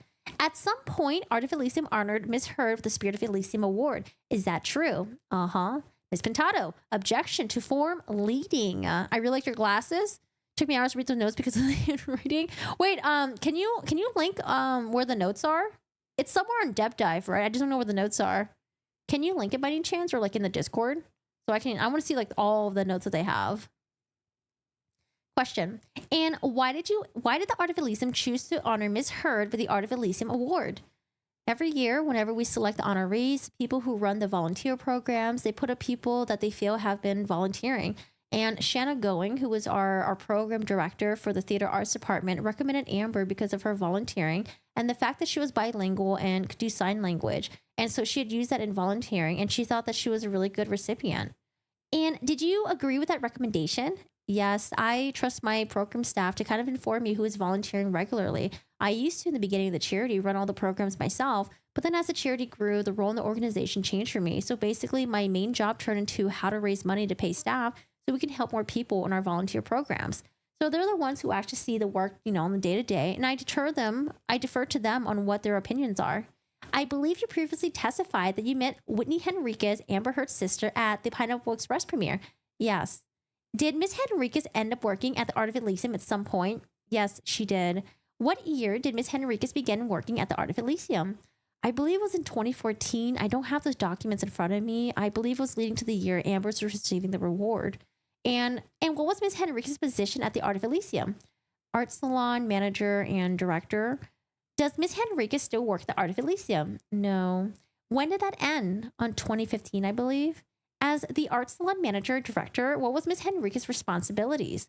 We have an art salon. We actually have like 2 art salons, and this is kind of a main function of our fundraising events. We have a lot of artists who have donated art that is sold, and the money comes back to run our community programs. We showcase artists. We do monthly, sometimes more than like once a month showcases, but it's like visual art, music, culinary artists. We use it as a way to cultivate new volunteers and new donors. So she was overseeing that. We also do programming in the salons. We have an annual event for a community called Little Pieces of Heaven that was often done in the salons. We did music workshops in the salon. The job of the art salon manager director is basically manage that space and to help facilitate all the programs, events that happen within that space, and to go to the sponsors to try to raise money to help continue our community service programs. I wonder what does Whitney Heard do now, or Whitney Henriquez? At some point, did you and Miss Henriquez develop a relationship or friendship beyond employee/employer? Ms. Pintado, objection, leading. Well, yes. So whenever she first came, like when she met at the Pineapple Express premiere, I believe, I'm not sure when, but she came to meet me at the art salon. That's how we've been talking about the employment, because she wanted to throw a shower or a party for Amber and Johnny because of their engagement. So she came to look at the space because she wanted to see about throwing something here. She talked to me at length about that, and through the conversation is where I discovered that she'd been managing like bars and restaurants and did all that. And we had not hired an official person for the art salons. So I'm like, it sounds like you have the background. So when she came in to meet with me before it turned into a work relationship, it was personally to see the space about throwing a party for Amber and Johnny for, their upcoming wedding. So I kind of say from the beginning, it was friendly. And I would say the majority of the people on the staff here, it's more of a family environment and friend environment. I never started a nonprofit to be a boss, or everybody's kind of friends here. So from the beginning, I would say it was a friendly relationship and not just a traditional, for me, like your work for me, like you're an employer. I'm your employer kind of situation. At what point did your relationship with Miss Henriquez become a close relationship? Oh, at some point, did your relationship with Miss Henriquez become a relationship? Yes, Miss Pintado. Objection, leading. And at what point was that? Honestly, whenever I would say we were close, as I am with everyone. Hi, Paris. How are you doing today? Yay, live. Hi, Paris. Oh, shit, wrong screen. Hi, Paris. How are you doing today? Hello. Oh, I gotta get my stuff together. Honestly, whenever I say we were close, as I am with everyone, I was work with, I'm to the point she came to ask if she could live with me. And during the time she actually lived with me is when our relationship really kind of went from like work to from work relationship to the one I have with everyone here to kind of more her confiding in me about a very personal situation. And we'll get to that in a minute. But do you remember approximately what year Miss Henriquez came to live with you? 2015. Do you remember approximately what month in 2015 Miss Henriquez? I believe it was May 2015, if I'm not mistaken. I believe that's roughly the time. As you sit here today, do you still consider Miss Henriquez a friend of yours? I mean, to be totally honest, I don't know how to answer that question. I would say yes, I care about her deeply. I even saw her through all of this, and there are a lot of people that I thought were my friends who were honest and integral people that I very much question my judgment on humanity as a whole because of this entire experience. So I don't really know how to give you a yes or no answer question. I care deeply about her well-being and I wish her well, but I have been gutted by this experience. Before this experience that you had to describe Miss Howell, did you and Miss Henriquez refer to each other as chosen sisters? Yes. Miss Pintado, objection, leading. Objection, leading, cutting off each other. Yes, yes. Whitney started calling me chosen sister, and I responded back to her that way. It was initiated by her and started by her. Did you understand why Whitney saying to you that you were her, quote, chosen sister? Oh, what did you understand by Whitney saying to you that you were her, quote, chosen sister? She told me that if she could choose to have a sister, she would have chosen me over the other one she was born with. She doesn't want to say Amber Heard. And the one that she was born with, she was referring to Amber Heard. That there's also like another half sister. So in all honesty, maybe she was referring to her, but my understanding is that she was referring to Amber. When did Miss Henriquez start referring to you as her chosen sister? I honestly couldn't tell you if it was before she moved in with me or when she moved in with me, but somewhere around that time. I know the other one. I was like, just say Amber Heard. Come on, just say Amber Heard. She's like, the other one. Have you ever met Johnny Depp? Yes. And when did you meet Mr. Depp? At the time, I believe the penthouse was the first time I met, which I've gone to have dinner with Amber to discuss her receiving the Spirit of Elysium Award. I believe that was the first time I met him. And was that in 2015? It would have been before 15 because she received the award in January 2015. So it would have been sometime, prior to her receiving the award, because I went to have dinner with her, discuss can you reach out to people to raise money? You're receiving this award. We always ask for Spirit of Elysium Visionary Award recipients to help fundraise, like they're being honored. So we ask them to reach out to people that they know to help raise money because the event is the primary fundraiser for all of our programs. When you refer to the penthouse, are you referring to the Eastern Columbia building in Los Angeles, California? Yes. And did you come to understand the Mr. Depp and Ms. Heard's residence? Yes. Fair to say, this meeting probably took place sometime in the later half of 2014. Ms. Pintado, objection, leading. I would say somewhere between June and December. I'm not sure if it was summer, but I would say sometimes in the 6 months prior to heaven. If you recall, how many times did you meet Mr. Depp in person? Pintado, objection, assumes facts. Half a dozen, a dozen times, I would say. And what was the first time, just to clarify, at the penthouse at the Eastern Columbia building when you met Miss Heard to discuss her receiving the award? Was the first time? Yes. What, if any, do you recall of meeting Mr. Depp on the first occasion? He had been working in the film and he came in. Amber had not been there for a while having dinner. She had poured wine. He came in, joined us for wine. Oh, she poured the wine. Remember how she would always say, oh, Johnny Depp was drunk drinking the wine, but Johnny Depp was like, well, she was the one who was always pouring it for me. She poured the wine. He came in, joined us for wine, sat down, talked to us in the kitchen for a while. Very pleasant, lovely. Very interested in, hearing about the charity, just very lovely. Was that the only time you met Mr. Depp at the Eastern Columbia building? No, I believe Whitney had me come down. She was dating Ryan Adams, who was a friend of Johnny's. And she had me come down to meet Ryan, and he was there that night as well. I believe he was there that night. I went down a few times to meet Ryan. So one of the times I went down to meet Ryan, he was there. And the he you're referring to is Mr. Depp. Yes, they had guitars out. They were like strumming guitars, kind of like, just like him and his friends, Ryan, who was dating Whitney. Other than the first time you met Mr. Depp at the Eastern Columbia, maybe two times that you were there to see Ms. Henriquez and her then boyfriend, Ryan Adams, do you recall ever going to the Eastern Columbia building seeing Mr. Depp? There was another time I was down there where Jack was there, his son, and he came in that night at some point as well. The reason I know Jack was there is because his best friend is Dexter Demi, and Dexter's mother, Amanda Demi, is a friend of mine. So I have met Jack periodically as a kid through her son Dexter over the years. So I sat in there and played video games and talked to Jack for a while, and he came in at some point that night too. Did you ever attend a birthday party at the Eastern Columbia building for Ms. Heard? Objection, leading. I did not. I attended a birthday party for Ms. Heard where Johnny was as well. And that was at Nobu in Hollywood, the Nobu in La Cienega in a private room. But I did not attend a birthday party at the Eastern Columbia building. Do you remember what year approximately you attended the birthday party at Nobu in Hollywood for Ms. Heard? Ms. Pintado, objection, asked and answered, leading. 15 or 16, I would think. Each time you saw Mr. Depp, did you ever see him do any illicit, illegal drugs? Never. Did you ever see him consuming excessive amounts of alcohol? Ms. Pintado, objection. Form. No, never. Did you ever see Mr. Depp appear intoxicated? No.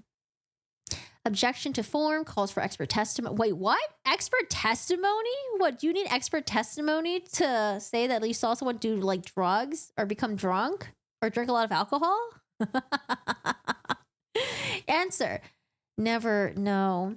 And like at the birthday party at Nobu, he was outside and I walked outside. There was a friend of mine who was theirs.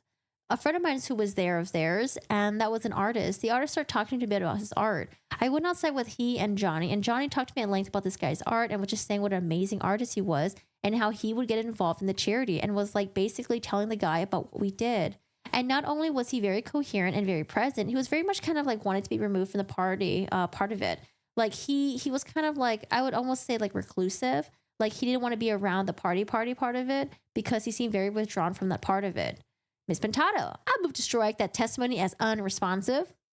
Ms. Howell, I'm sorry, I'm going to have to ask you this, but in light of counsel's objections, what was your impression of Mr. Depp and Ms. Heard's birthday party in Nobu in Hollywood, California? He was very kind, and in my experience with him there and other experiences, he lived up to everything Whitney had told me he was, which he was this amazingly kind, overly generous human being. Ms. Pintado, I move to strike that on the basis of hearsay and also unresponsive. The witness, I love that. Oh my God. Question. Ms. Howell, did you ever see Ms. Heard do any illegal or illicit drugs? Ms. Pintado, objection. Leading. Hi, Lemon Baked. How are you doing today? Hello, hello, hello. There was a night where it was her birthday party. Well, after this, I went very early. It was a birthday party at her house. My best friend and I went very early because we wanted to get out as early as possible. And we went upstairs because she was getting dressed. She had a makeup artist and people in there spraying her gold. And there was what appears to be a white substance on her dresser that I believe that she was doing when we walked in. But she basically, we walked in. She was sitting there and she saw us and then got on the bed. So yes, I thought that was what she was doing, but I can't be certain. Pintado, I move to strike that on the basis of speculation, lack of foundation, and unresponsive. Go ahead. Other than that incident at Ms. Heard's residence, let me clarify. Ms. Heard's residence, you mean the home on Orange Avenue? This was the home, I don't know if it was the one in Orange. It was the one in the Hills. She had a birthday party. This was after they separated, after. I believe it was definitely not Orange. It was in Hollywood Hills. So let's clarify. Approximately what year did you attend a birthday party for Ms. Heard at her home? Hello from Denmark. Hi, Tim. How's it going, Tim? How are you? Hello, hello, hello. Wait, so this happened, after they divorced. Amber Heard doing the drugs. Answer, I would probably say 17 or 18. She was living with Rocky because Rocky was getting dressed as well. And Rocky she was like with a stunt double guy. I believe she ended up marrying. They were there whenever we got there. So it was whenever she was living with Rocky and Rocky's now husband in a home. Oh, remember the drama between Amber Heard and Rocky? I think at some point, like Rocky and her Rocky apparently cheated on Josh Drew, who was also a witness for the whole like debacle thing back in 2016. But like, I think like she cheated on him and then left him for the stunt double guy.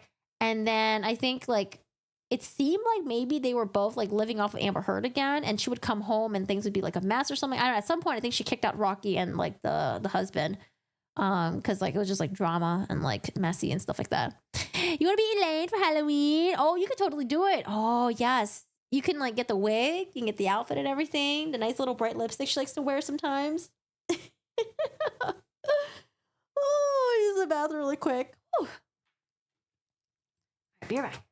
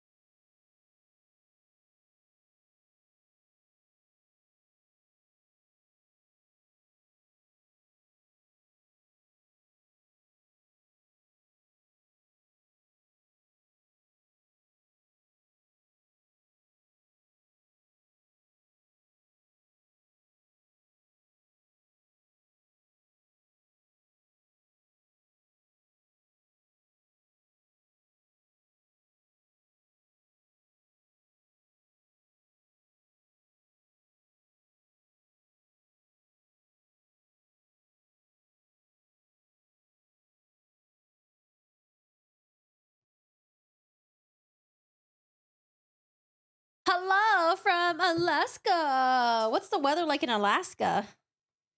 Hey, Mama Jama. Camille. Since you're Asian and male,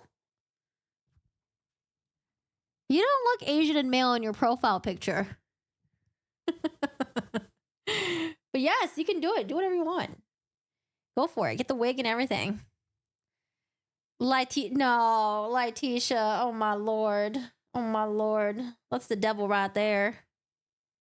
That's the devil right there.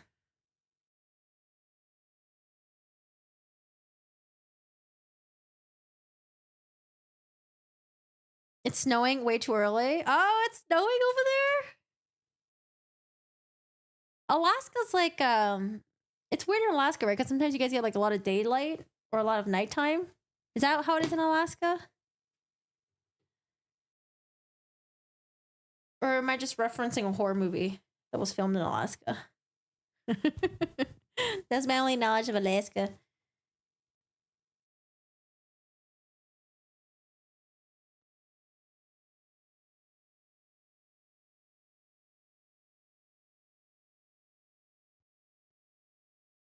Oh, it's not that much.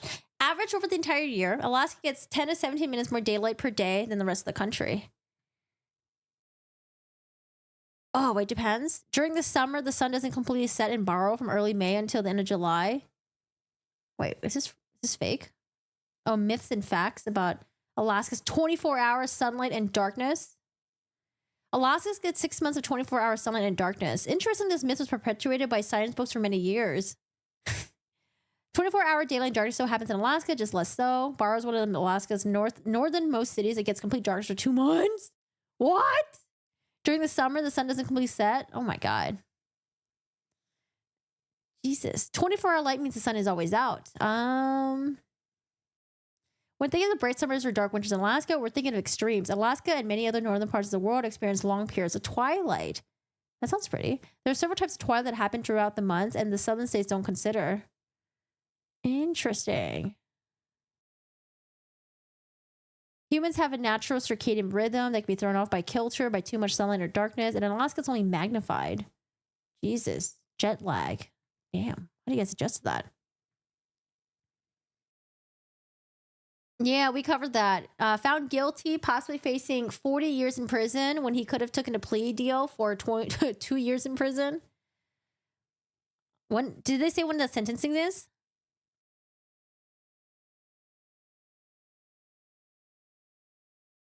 Oh, I'm getting kind of hungry now, actually. Okay. Other than the incident in either 2017 or 2018 at Miss Heard's home for her birthday, did you ever witness Miss Heard do any illegal, illicit drugs in your presence? No, no. Since you've known Miss Heard, have you ever observed her drinking excessively? Miss Pintado, objection. Drinking excessively, alcohol excessively. Objection, vague, assumes facts not in evidence, leading. 2018 Heaven, she showed up incredibly intoxicated. There was an issue on the red carpet with the people who were dealing with the red carpet. And it kind of spread throughout the event on headset how to handle her and get her in because she was very intoxicated when she showed up for the event.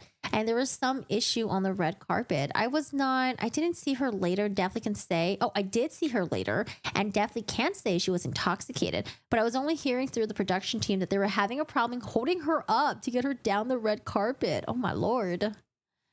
Objection, Mr. Chu. Wait, Mr. Chu comes in, move to strike. Was it Chu?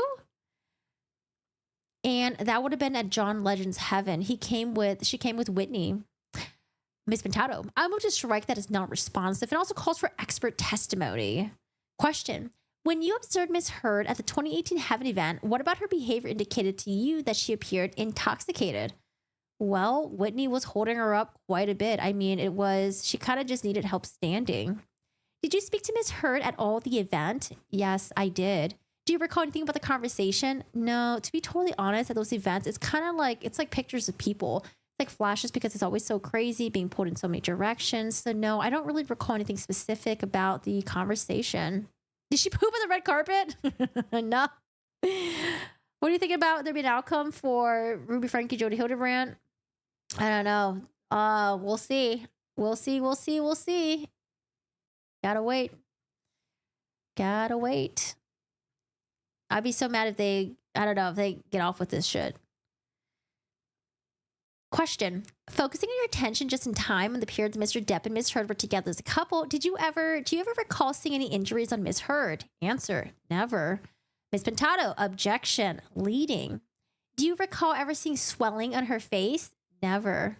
Objection. Leading. Do you ever recall seeing any bruises? Never. Objection. Leading. Do you ever recall seeing a broken nose? No. Do you ever recall seeing Miss Heard having a black eye or two black eyes? Objection. Leading. No.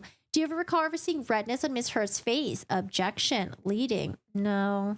Did you ever see Miss Heard ever show you photographs of depicting injuries on her face or body? Objection. Leading. No.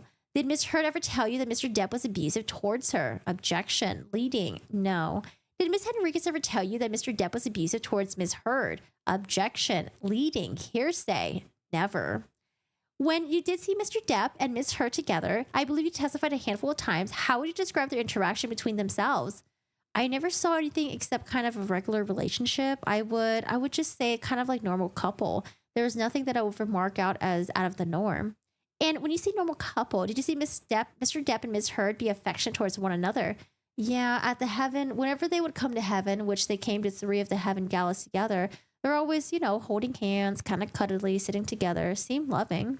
Is Mr. Depp paying for your legal fees, Ms. Howell, for this deposition, the testimony you provided in the UK action? No, he's not. Who is? Myself. Do you have any particular sense of loyalty towards Mr. Depp? None at all. Do you feel any sense of loyalty towards Ms. Heard? None at all. During your relationship with friendship with Ms. Henriquez, did she ever speak to you about her relationship with Ms. Heard? Objection. Calls for hearsay all the time. And what sticks in your mind as you sit here today about, strike that. What do you recall Ms. Henriquez saying to you about her relationship with Ms. Heard? Objection. Hearsay.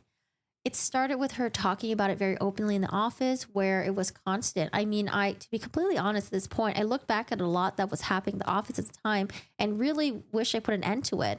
But I was busy trying to, meet with the donors, pay my employees, and keep the charity going. But it was like constant. Like if she and Amber were getting along, if Amber said jump, she was out the door and she's like, I got to help my sister. And I'm like, you work here. She's like, I've got to help Amber. It was constant. Then if they were fighting, it was a constant stream of, I can't believe she did this. She threw a glass of red wine at me. It cracked in the elevator. She jerked me by the arm. It was constant in the office. Constant until the day she asked if she could move in with me because Amber threw her down the stairs. That is what it was like. And then once she moved in with me, it was daily. Everything that they had gone through, she did. I mean, it was pretty constant. It was constant. I was pretty mortified by it, but I always kept in my mind that they were sisters. And like my sister and I can get on each other's nerves. We have not ever physically assaulted one another as adults, but like my sister and I can, we're sisters. So I would keep in mind maybe she's exaggerating a little bit because they're siblings. Now that I look back and I realize she wasn't exaggerating it. It was probably something I should have done something about back then, but I didn't. I really don't know. I just listened to her. Ms. Pintado, I'm going to strike that as unresponsive and largely based on hearsay. Mama Jama, adopted myself and had the same kind of parents. Hope they both get the max. There were no bruises. They were wearing Amica cream. Here in Ireland, it's about 7 hours in winter, the shortest, and 17 hours in summer. Not sure prosecution would do anything now. Half Irish. Have your fangirled over Miss Depp? Oh, wait, that. Are you obsessed with Mr. Depp? Are you here to get your 15 minutes of fame? The witness. And to say to the objection, I just want to say this. You can say hearsay all day. I've always said I know what Whitney told me. And all I know is that Whitney either lied to me for 11 months and living with me about how Amber treated her, or she lied in the stand in the UK. It's one of the two. So you can say hearsay all day. That is what I know. That's what I'm bringing to the table. What do you recall, if anything, was Henrique saying to you about her childhood? Objection. It seems, Mr. Chu, hearsay. Seems like their father was incredibly abusive. I feel like a lot of the psychological warpness of Whitney's relationship with Amber is based on what they endured as children. It seems from what Whitney said to me on many occasions that their father was abusive to both of them and their mother, and that in childhood, often Amber would take the brunt of it and let Whitney escape. And I think there's a very deep sense of loyalty between these sisters. And, going through this, there's a gamut of emotions, I feel, because I say I deeply care for Whitney. I really genuinely do. And the days that I'm not in absolute shock by the entire situation that Amber's created, I have a deep pity and sympathy for her too, because I can't imagine it during the childhood in which Whitney shared with me. So I feel horrible for both of them in that sense. Do you know whether, we'll strike that. Did Ms. Henriquez tell you whether the abuse by their father was physical, emotional, or sexual in nature? Objection. Hearsay assumes facts, not an evidence. I understood from, again, you can say it's assumptions, but I can't give you specific words. But the way I took all of the stories that she told me for 11 months was that it was all three of the above. That is what I understood it to be. And it really does. I mean, it to this very day, breaks my heart for the both of them. It truly, truly does. Did Ms. Heard ever share to you that her father was abusive towards her? No. Objection. Hearsay assumes facts, not an evidence. No, the only thing that would allude to her saying that to me, well, I guess she did, excuse me. There was a baby shower for Whitney that was held at Amber's home, the same home that I went to for the birthday party that's in the hills. And Tosh Sachs, I think Natasha Brooks is probably how y'all would know her, was throwing it for Amber. It was the first time she had taken her child out in the public. She had a daughter. And Tosh was running around doing stuff, and her husband had the baby's name as Addie, had Addie in his arms, or Mr. Heard came in and literally snatched a child out of Dustin's arms. And I was sitting on the couch. There was a coffee table there, and he had Addie on the other side of the coffee table. He was clearly intoxicated. It was still very early for me in the day, and he did not hold the child's back, and the child literally flipped. When I say to you, I thought he had killed her. I jumped on the table. Her husband snatched it. It was a whole big scene. Amber was walking down the stairs as it happened, and she came in and she was like, "What nearly killed the baby? You know what he did to us, and what nearly killed the baby? Question mark. You know what he did to us?" And made this offhand comment, and then just kept walking. And the kid was squalling. Tosh ran in. It was a whole big ordeal. When did that take place? It was before Hunter was born. I mean, she was very pregnant. I would say she was probably 8 months, 9 months pregnant, 8 months pregnant at the time. So before her baby was born, it was Hunter's baby shower. And what year was that? I honestly, I can't tell you. I just know it was a baby shower. I'm not sure what year he was born. The DUI guy said that when JD waved to the gallery before he left, both sides had an intake of breath and kind of made clucking chicken sounds. Wonder why she went to Spain. Is it to be close to Depp in the UK, only 1 hour away? Gotta run. Have a great time in Vegas. Remember to bring a sweater for the evenings. Bye, Tracy. Have a good one. Amber literally slapped Rocky over something as mundane as plates. Yeah, she's not crazy and aggressive. He does have fans in all ages, from teens to older people. I would Jack Sparrow walk too if I saw Johnny. Did Miss Henriquez ever describe Amber Heard, her sister, as violent? Objection. Hearsay. Yes, she did. Who did Miss Henriquez say Miss Heard was violent towards? Objection. Hearsay. Vague.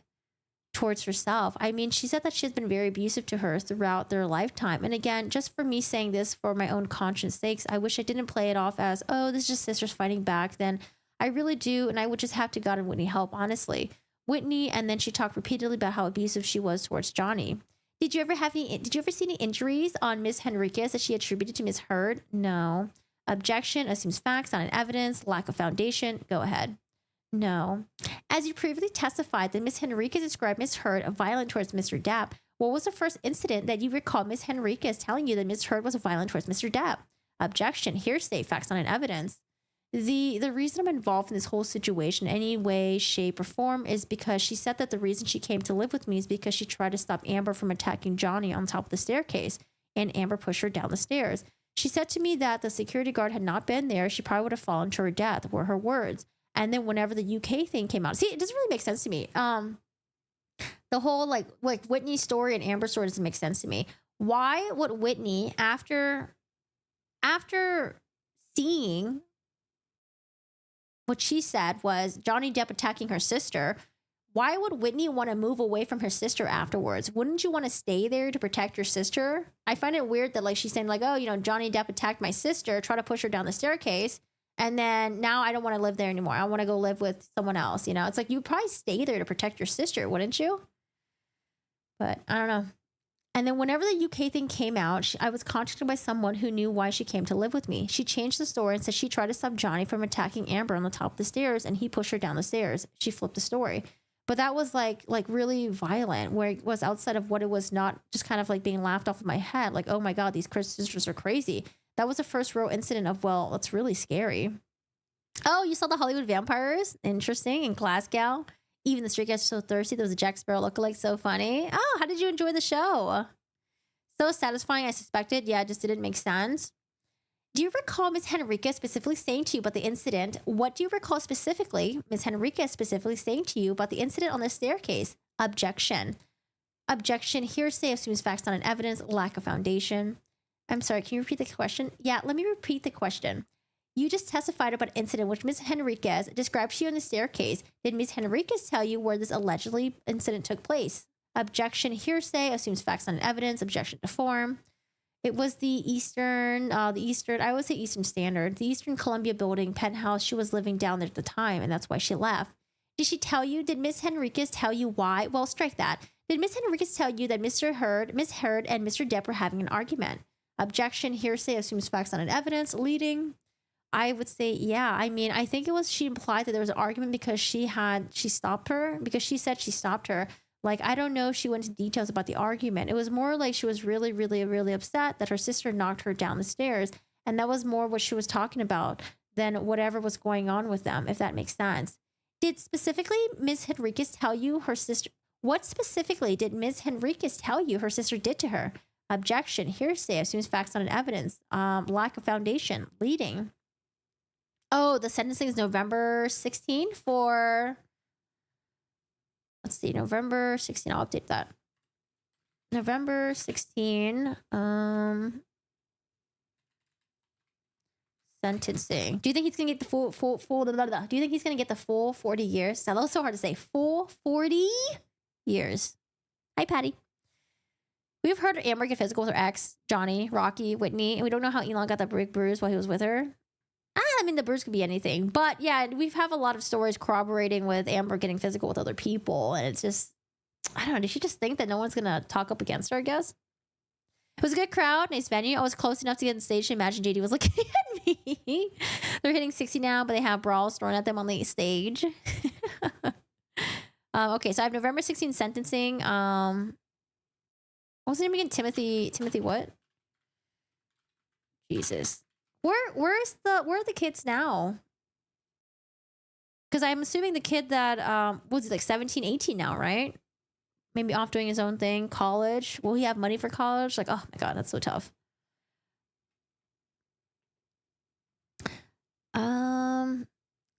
What I understood from what she said to me, that she got in between the two of them on the top of the stairs, tried to stop Amber from attacking Johnny, and Amber, in a violent rage, threw her down the stairs.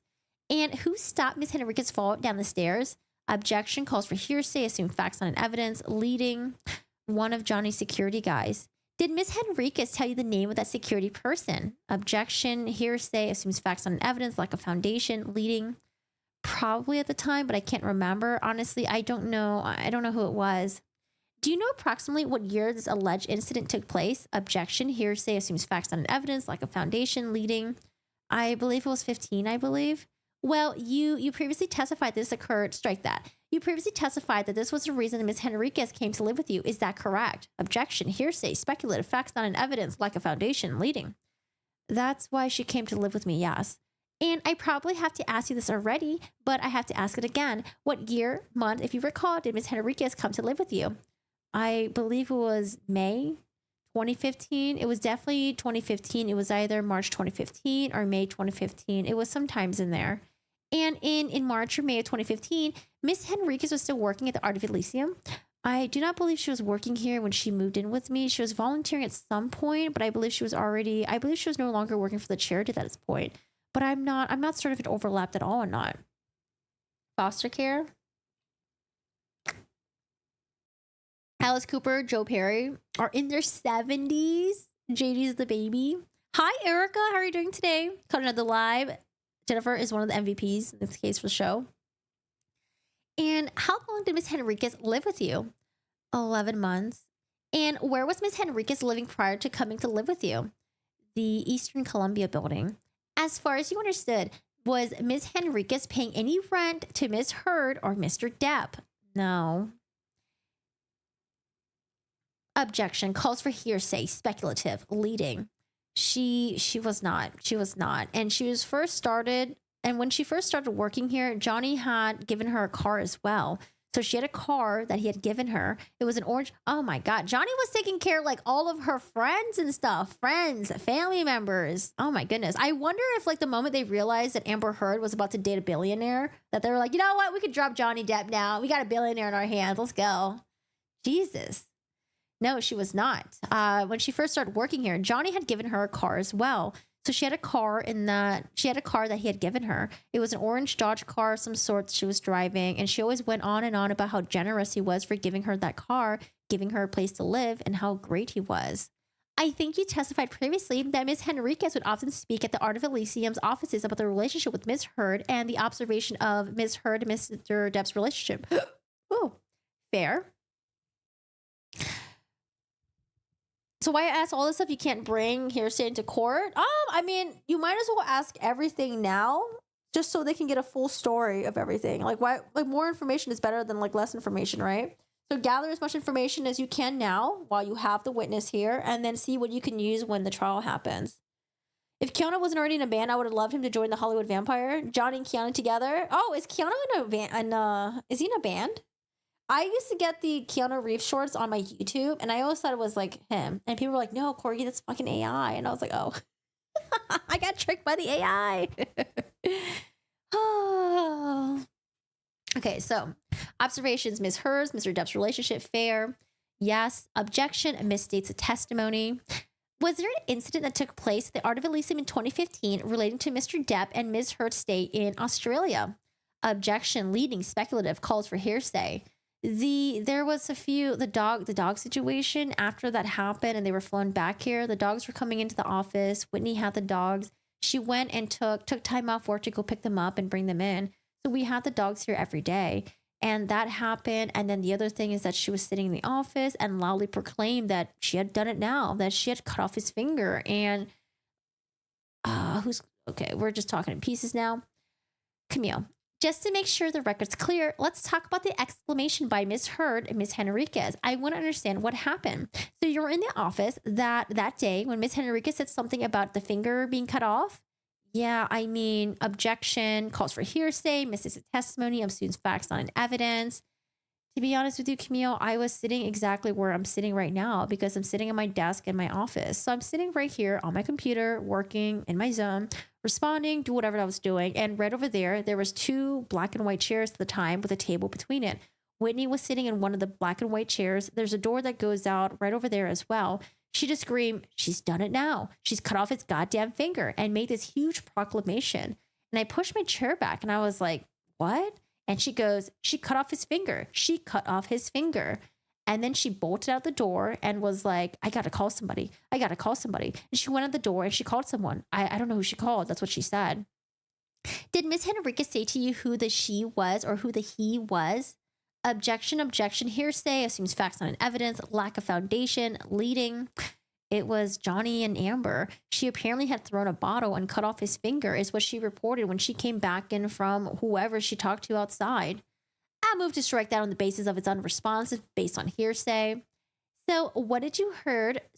So what you heard Miss Henriquez say in the office was that she screamed and she said exactly that. She's done it now. She's cut off his, I believe she said GD. I believe it was like a curse. It was like either GD or effing. It was a curse word, finger. So goddamn or fucking. Because I pushed back and I was like, okay, this is going in the middle of the office. And she was like, yeah, went out the door. I mean, basically, Miss Pintado. And I like to state that the state a belated objection, hearsay, assumes facts, not an evidence, like a foundation, leading. Good night, good night. The judge decides, let's see. The judge decides to state or allow the objection. Deposition is edited in. Keanu is in a rock band called Dog Star. How many band members does he have? Is he performing stuff? Did the security guy see anyone push Whitney? The security guy that was there, I don't remember his testimony, but I think he corroborated with Johnny Depp. Or maybe he didn't witness the whole thing. It's like, I don't remember. Don't fake your own kidnapping. Good night. Have a good one. Do you know what caused Miss Henriquez to blurt out and scream in your office that she had done and cut off his finger? Objection. Vague. Calls for hearsay. Speculative. Lack of foundation. I am assuming she got a text on her phone because she was on her phone. I did not hear her speaking to anyone, so someone must have texted her. Did Miss Henriquez ever show you the message she received? No, she didn't. And I mean, again, just taking my own accountability here where I failed at certain things. I was trying my best to keep an office together with this chaos that was coming in on a daily basis. And I should have done a better job at it. Looking back on it now, I should have not had this happening in the office. When Miss Henriquez came back into the office, what specifically did she say to you? Objection. Hearsay. Assumes facts, not an evidence. Leading. She said that she had thrown a bottle and his finger was cut off. And there was who? Amber. Objection, hearsay, assumes facts on evidence. Okay, I would assume that when Whitney hears about this in text message, that she immediately got up and would have just called her sister and be like, Amber, what the fuck happened? Amber's like, oh, I don't know what happened, but I was just so mad. I threw the bottle and he cut off his finger. Oh my God, I feel so bad. Like, I could see that happening.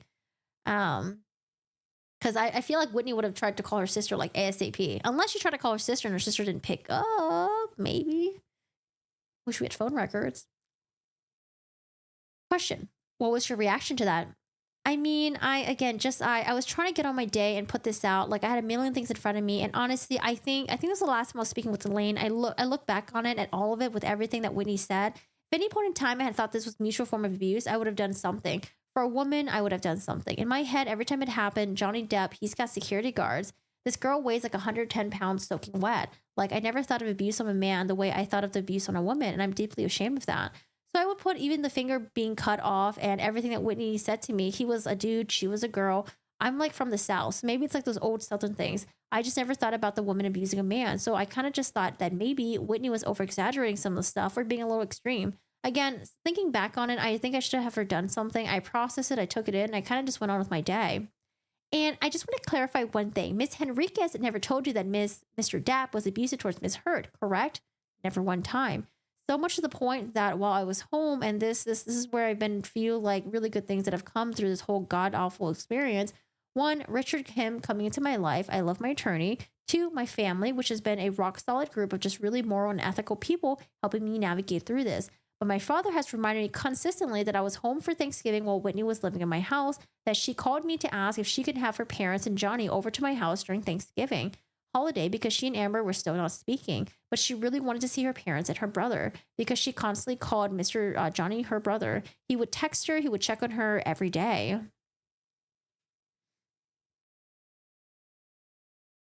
Dog starts to perform at the Viper Room. Maybe her sister was on the plane back to America. It was a 4-member band, I think. Now it was just 3. Keanu does bass and vocals. I think Didn't we ever hear about the security guard saying that Amber Heard was in communication with her sister like afterwards? Because I know they were trying to push her to get a flight back to America, and they ended up being able to. But I think she had like a couple of hours where she was like packing and stuff, wasn't she? Yeah, I don't know, crazy. I mean, the whole thing just like makes sense. Like Johnny Depp's side of the story just makes more sense. Because if Amber was the one who was abused, not Johnny, why would they usher Amber to get the fuck out of Australia? I don't know. It's like because they didn't want Amber to be near Johnny. But I guess it could go for the other way. Like if it was the other way around, it's like, oh, okay, this guy's dangerous. You should leave. But I don't know. The recordings and all that stuff just really it makes more sense for Johnny Depp's side of the story. She was clomping around looking for his finger. Airplane mode. It was a 4-member band, but I think now it's just 3. Keanu does bass and the vocals. Yeah, that's cool. I didn't know he was in a band. Huh. Like, so you're saying like maybe it could have been delayed that they told Whitney about. No, I feel like they would have told Whitney like ASAP. Like the moment everything was going down, like sorry, after it went down and the moment people showed up and that was going down, like they were looking around looking for the finger and all that stuff. Like I feel like at that point they probably would have told Whitney like ASAP. Meaning Amber Heard would have still been in Australia at that house still. On the audio, you can still say that's on the trash and then Ben finds it. Oof, oof, oof, oof, oof. Okay. This is Jennifer Howell responding. Any feelings of believing that Johnny Depp is a good person comes from Whitney's mouth over 11 months and her telling me how wonderful he was, how great he was. It came from her while she was telling me how abusive her sister was. So that is where all of my goodwill towards Johnny comes from. It's not because he's Johnny Depp. I don't care about that. I don't care as Elaine tried to paint as celebrities at all. I think he's a good person because of what Whitney told me. Miss Pintado, I moved to strike that is unresponsive. When Miss Henriquez lived with you, Miss Howell, did she have a room at your home? Yes, she did. Did she have a bed? Yes, she did. Did she pay you for any rent while she lived with you? Wow, did she not even offer? No, she did not. Did Miss Henriquez ever say to you that she was terrified of her sister and that's why she had chosen to come live with you? Objection, hearsay. Leading assumes facts, not in evidence. Yes, she did. And that is another thing that my father reminded me of. Those were her exact words. Did your father hear Miss Henriquez say that she was terrified of Miss Heard? Objection, double hearsay. Assume facts, not in evidence. I called him right after it and he was like, why is she moving in? And I was like, she was terrified of her sister. And he said, did she say that? And I was like, those were her exact words, Dad. And he has reminded me of that multiple times. Other than the staircase incident that Miss Henriquez described where Amber attacked Mr. Depp and ended up pushing her down the stairs, did Miss Henriquez tell you of any other instances where Miss Heard was abusive towards Mr. Depp? Objection assumes facts, not an evidence. Leading calls for hearsay. I mean, she said that it was constant. She was just like, she flies off the handle over anything. She throws things. See, we're getting similar themes here. Flies off the handle, throwing things, remote controllers, paint bottles. She yells, she screams. I mean, it seems like it was constant things that was happening over there. And Whitney was keeping in touch with Johnny while she lived with me. And she was also keeping in touch with the security guards. And I believe someone named Kevin, I'm not sure if it was security or what, but they were in regular communication with her, letting her know what was going on. I believe you previously testified about an incident where Miss Heard allegedly threw a wine glass at Miss Henriquez. What do you recall about the incident? Objection. Miss Stace's testimony calls for hearsay, assumes facts, not in evidence. No, that was my testimony. And she went to Tribeca Film Festival. I believe that was for the Adderall Diaries. Yeah, I don't know. Some of these objections, it's like Camille she's not misrepresenting it. She's saying exactly what Jennifer Howell had stated before.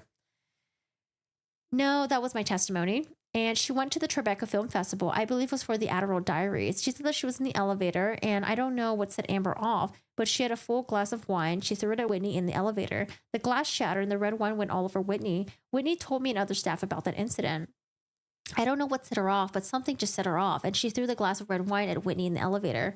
Miss Howe, is it okay? Maybe take a 5-minute break? All right, 5-minute break, bathroom break. Where are we at? 66? Oh, wait. See. I think we could actually break right here too. I think it would make sense. We're pretty much at the halfway point. Almost. Yeah, really pretty much at the halfway point. Imagine Amber took Johnny's finger and hit it. Oh my God. She's capable of doing that. Blames the dog for eating it. Oh my God. Takes it, just flushes down the toilet. I'm glad that Ben found it. JD was lucky to escape alive. Throwing bottles is dangerous, potential career ending or worse. Dude, throwing glass at people. Oof. I mean, I don't know, man.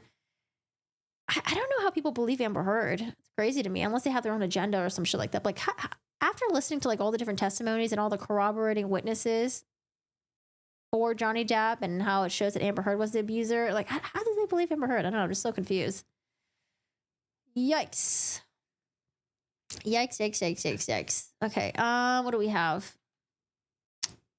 JH deposition, page 66. Okay, so we're pretty much at the halfway point for the deposition, and we'll continue reading it to see what else they talk about. So what we found out so far, which I don't know, it's never really been mentioned, but Jennifer Howell suspects that there may have been some sort of like emotional, physical, sexual abuse with the sisters and possibly the dad.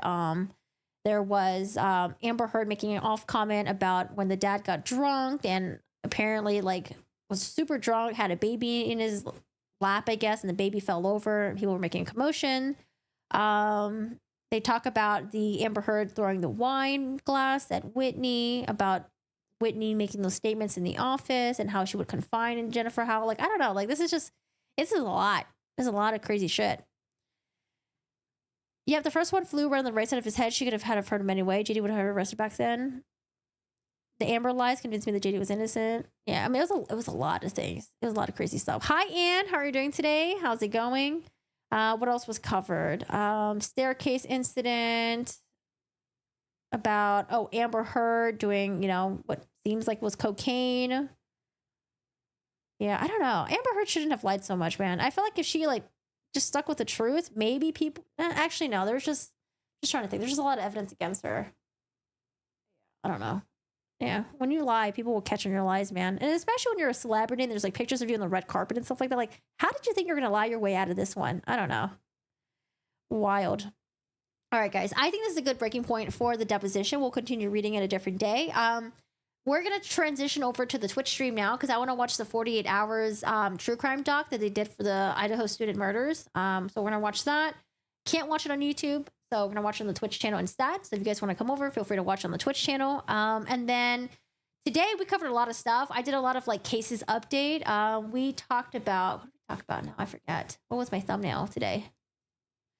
We talked about a lot of things. The screenshot. We went over the guilty verdict for the boy in the box trial. Caitlin Armstrong escaped again. She was the woman that escaped in Costa Rica, got plastic surgery allegedly, but they hauled her ass back to the U.S. Her trial's going to happen at the end of this month, October 30. Corey Richards, the woman who wrote a letter to her mom telling her brother what to say if he ever testified, or having him go to the train and talk about how the drugs were acquired by her husband at the time. So she was complaining about that, saying, it's not fair. Carly Russell, the woman who faked her abduction, found guilty, looking at possible 1 year jail time. They're going to do they did an appeal on that because they don't want to serve any jail time. Larry Millette, the one who was accused of murdering his wife a couple years ago, lawyer decided to dip out. He had no money, wasn't paying her. And then we talked about Kevin Franke as well. Kevin Franke tried to have Sherry Franke, his daughter, charged with burglary. Was mad that the police didn't go through with it, threatened to sue the police. And then, we talked about the drama with the Aquaman set with Amber Heard, Jason Momoa, James Wan, how Jason Momoa, she said that it was showing up drunk on the set, dressing like Johnny Depp and even wearing rings on his finger. And then we covered the deposition afterwards. So we covered a lot of stuff today, lots of stuff. But now we're going to go over... let's see. I usually play video games on my Twitch stream, but I want to watch this true crime doc with you guys. I think it'll be pretty interesting. So if you guys want to, feel free to come join over. That's the link right there. I don't know if it's working. I don't know. I can't see the link on my end, but that's the link right there. Come join us on Twitch. We're going to watch 48 hours. And thanks for hanging out. I appreciate you guys being here. We'll have a new vlog uploaded on the YouTube channel as well and some other stuff. I'll see you guys in 1 second. I gotta set up the stream and all that. Bye. See you in 1 second.